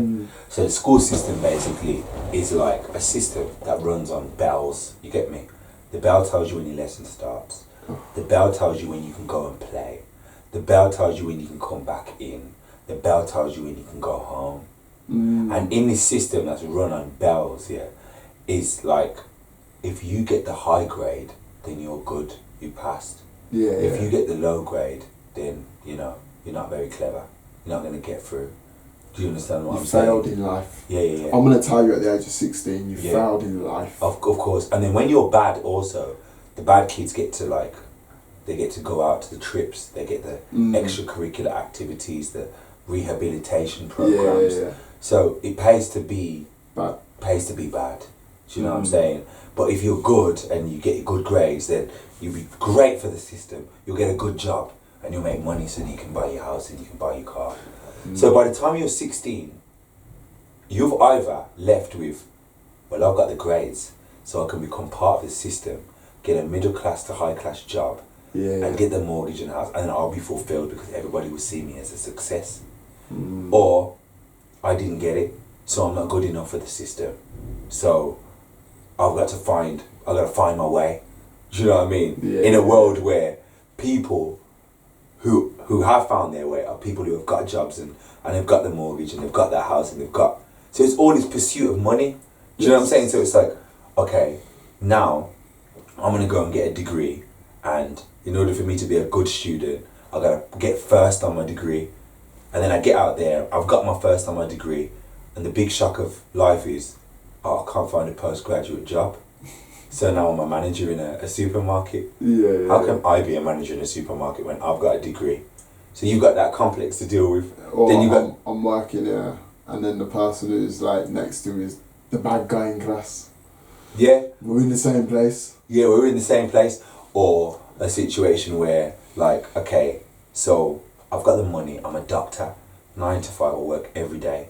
But because I work every day, I cannot spend, by the time I get home, I'm tired. So even though I've got 3 children, and I've got the house and the car and the mortgage, because me or the wife, we work so much, we don't have time. Our children are out here living. They're going out there listening to drill music and stabbing people. So, like, obviously that was a bit drastic, but what I'm saying is, like, it's like I haven't got time. So what ends up happening is you just by learning this system, you've learned that I must sacrifice my time in order to get money and be successful. So essentially what happens is you become a slave for money by sacrificing your time. And the more of us that follow that idea is the more of us are just gonna fall in fake love, get married, have kids, and they're gonna go through the same trauma, have kids, and go through the same trauma. Do you know what I mean? Yeah, it's really strange because time is our most valuable asset. Yeah, I would say it's people that trade their liberty for security deserve neither. And that's a Ben Franklin. It's a Ben Franklin quote, that is, I think. Don't quote me on it, but I think it's Ben Franklin. But I always like to say to people, listen, I'm going to trade my security for my liberty because my time is more valuable to me than anything. But this is that's why I've decided to be celibate as well and not have any kids yet. Because I'm like, well, actually, I don't want to create a slave. I don't want to put my child through a school system. Nah, I don't want to do that. Right now, obviously, I'm doing a lot of traveling and I'm working with these young people and I'm doing all this music because I don't want. It must be traumatic to grow up knowing that you saw your dad work a 9 to 5 his whole life just to make your life what it is. Yeah. So you're gonna aspire. That's traumatic. I don't know if it's traumatic. Well, I mean, in a way, it's traumatic because it's good because the person sacrificed their life for you. Yeah, but as a man, that's my example of success. Someone who gave their life and gave their time so that I could be free. So I'm gonna give my life and give my time. How about this though? How about when I grow up, I'm there. The kids sees me there, sees me still developing, still growing. Actually, I've learned about residual income now. So my money comes in. I've got time for my youth. Do you know what I'm saying? They don't see me disappear and then come back really tired every day. And that's normal. And that's that. They don't see that as normal. My dad's a free man. He writes. He's in the studio. He goes out to work, but he comes back happy. He comes back in joy because he's living his dreams. So I've learned from my father how to manifest my dreams. I haven't learned how to disappear and come back tired because I'm working for somebody else's dream. Yes. You know what they say? They say, if you don't use all your talents and your efforts to manifest your dream, then somebody else will use your time and your efforts to manifest theirs. So for me, like everything that all the parents in the world are doing right now, like hats off to you. I don't have any children, so I can't speak on your grind. Thanks to all the mothers out there and all the fathers that are out there that are sacrificing their time to give their children a better life. Yeah. But because I have come from that, I'm not going to repeat the same thing. I'm saying when I bring a life into this world, I want to bring a life that will be able to bring about, has the potential to bring about massive change. Yes. Because what I give them is freedom. You know what I mean? The people before me had to sacrifice their freedom so that I could be free. So now I need to learn how to be free so that I can give that freedom to my child. And that's what evolution's about. Not repeating the same. Many of us, our families, generation after generation, are repeating the same behavior and eating the same food and putting the same TV in and watching the same TV programs with the same problems that are perpetuating the same thing. So once I've seen that and I've read and learned about it and I know what's happening, then I need to create a new reality. And in order to create that new reality, I have to create that in my own reality. And by creating that in my own reality, attract a partner who is in alignment with that reality. And the two of us will create a child who is going to be a manifestation of that reality. If I can't create that, I will have no children and I'll just travel the world. Yo, that was deep. Listen, I'm going to call it there because that was a good chat. Where can people find it? It was deep, but listen, it's the first of many, and it's giving the people an introduction, man. Man, we touched on a few things there. It was good. It was good to finally get you in. Yeah, man. And can I just shamelessly do the social media? 100. I was just about to say, man. Where can people Instagram, find the Chakraman, TheChakraman, the Chakraman. Holler at me, man. Like, it's a private Instagram because I'm not into the public thing. So if you're in, you're in. Feel free to holler me. Just don't get sore if you don't get in. Yeah. It's one of them, so it's like holler me, DM me. I always love to hear people's questions. I always love to learn more. I always love to hear the people that disagree with me. Yes. And well, that's what you learn the most. Yeah, and what I can learn from them and the people who have different views. And you know, I'm always open. My views are not set in stone. If somebody can show me something else, I'm open to. How important is that? How important is it? Not because I think like we touched on it earlier with old people and views being set in stone, like the older generation. How really is it important? Because I try and go for everything and just say, like when we were talking about religion earlier, the first one I said is, I don't believe in God. I don't know if there is a God. I don't know if there isn't. Because I will never say outright there's no God. Because I don't know. I actually don't know. I always like to say my opinion on something is rather than, you know, you have a conversation with someone and go, it's fact. It's fact. Like, it's alright, how is it fact? Tell me the fact. I mean, that's an important aspect to think of all conversation is go into it open mind. Always go into a conversation. Go into a conversation wanting to learn something. Not wanting to teach something is what I personally say. Of course, everything is everything. I was ignorant when I did Ramadan for the first time. Right. I was working in because when I was in school in Aston Manor, I seen an 11-year-old fasting, and they were studying and they were struggling. I'm like, what's wrong? Oh, I'm fasting, sir. Went to the teacher like, nah, man, this isn't right. Like me and my ignorance, nah, this ain't right. You get me? Kids should not be starving. You get me?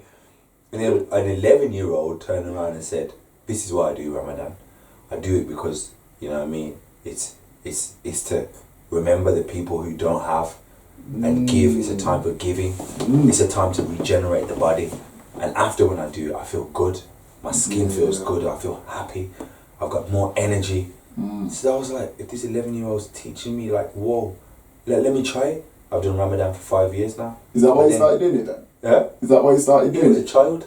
And then I meditate like the Buddhists, but then I love the whole warrior mindset of Sikhs. You know, Christianity, I love the whole, with Christianity, it's like, it's the internal process of how the internal works. You know, that battle of good and evil is a battle between light and dark. It's within me. It's not something outside of me, some angels and demons in the sky. This is about the internal journey. So, you know, I've realised that actually the beauty of the law of attraction is you can take what you want from anything and create your own. You know what I mean? You are creator. Do you know what I mean? So take what you need and don't acknowledge what you don't need. Do you know what I mean? And so I always say I'm multi-religious or multi-spiritual because nobody's right and no one's wrong. Everybody just is expressing their reality in their way, you know, like, you know, here when you go to psychics and that, some of them use the tarot to express their power because they have a power of being able to see beyond, so they use the cards and the cards just facilitates the expression of what they have. But then you've got people who use the crystal ball. They have the same abilities, the one with the cards, but one uses cards and now one uses a crystal ball. Then in Brazil, they've got this thing called this stones in it. Okay. So they have all these stones, and like I think you throw like the stones down, and depending on how the patterns that they create, that's how those people express them. Coming from the same place. It's the same thing. Do you know what I mean? Some psychics will be like, give me an item of, and then that's how they do it. So, but it's all the same thing, but it's all done in different ways. So I realised that we are all essences of one thing, but we express it in different ways. Every film's the same. It's what I'm saying. Every movie talks about the human experience. Every movie is gonna have a love connection. Every movie's gonna have this thing that you have to sacrifice. Yeah, you have to sacrifice this thing in order to get to the next level, this obstacle.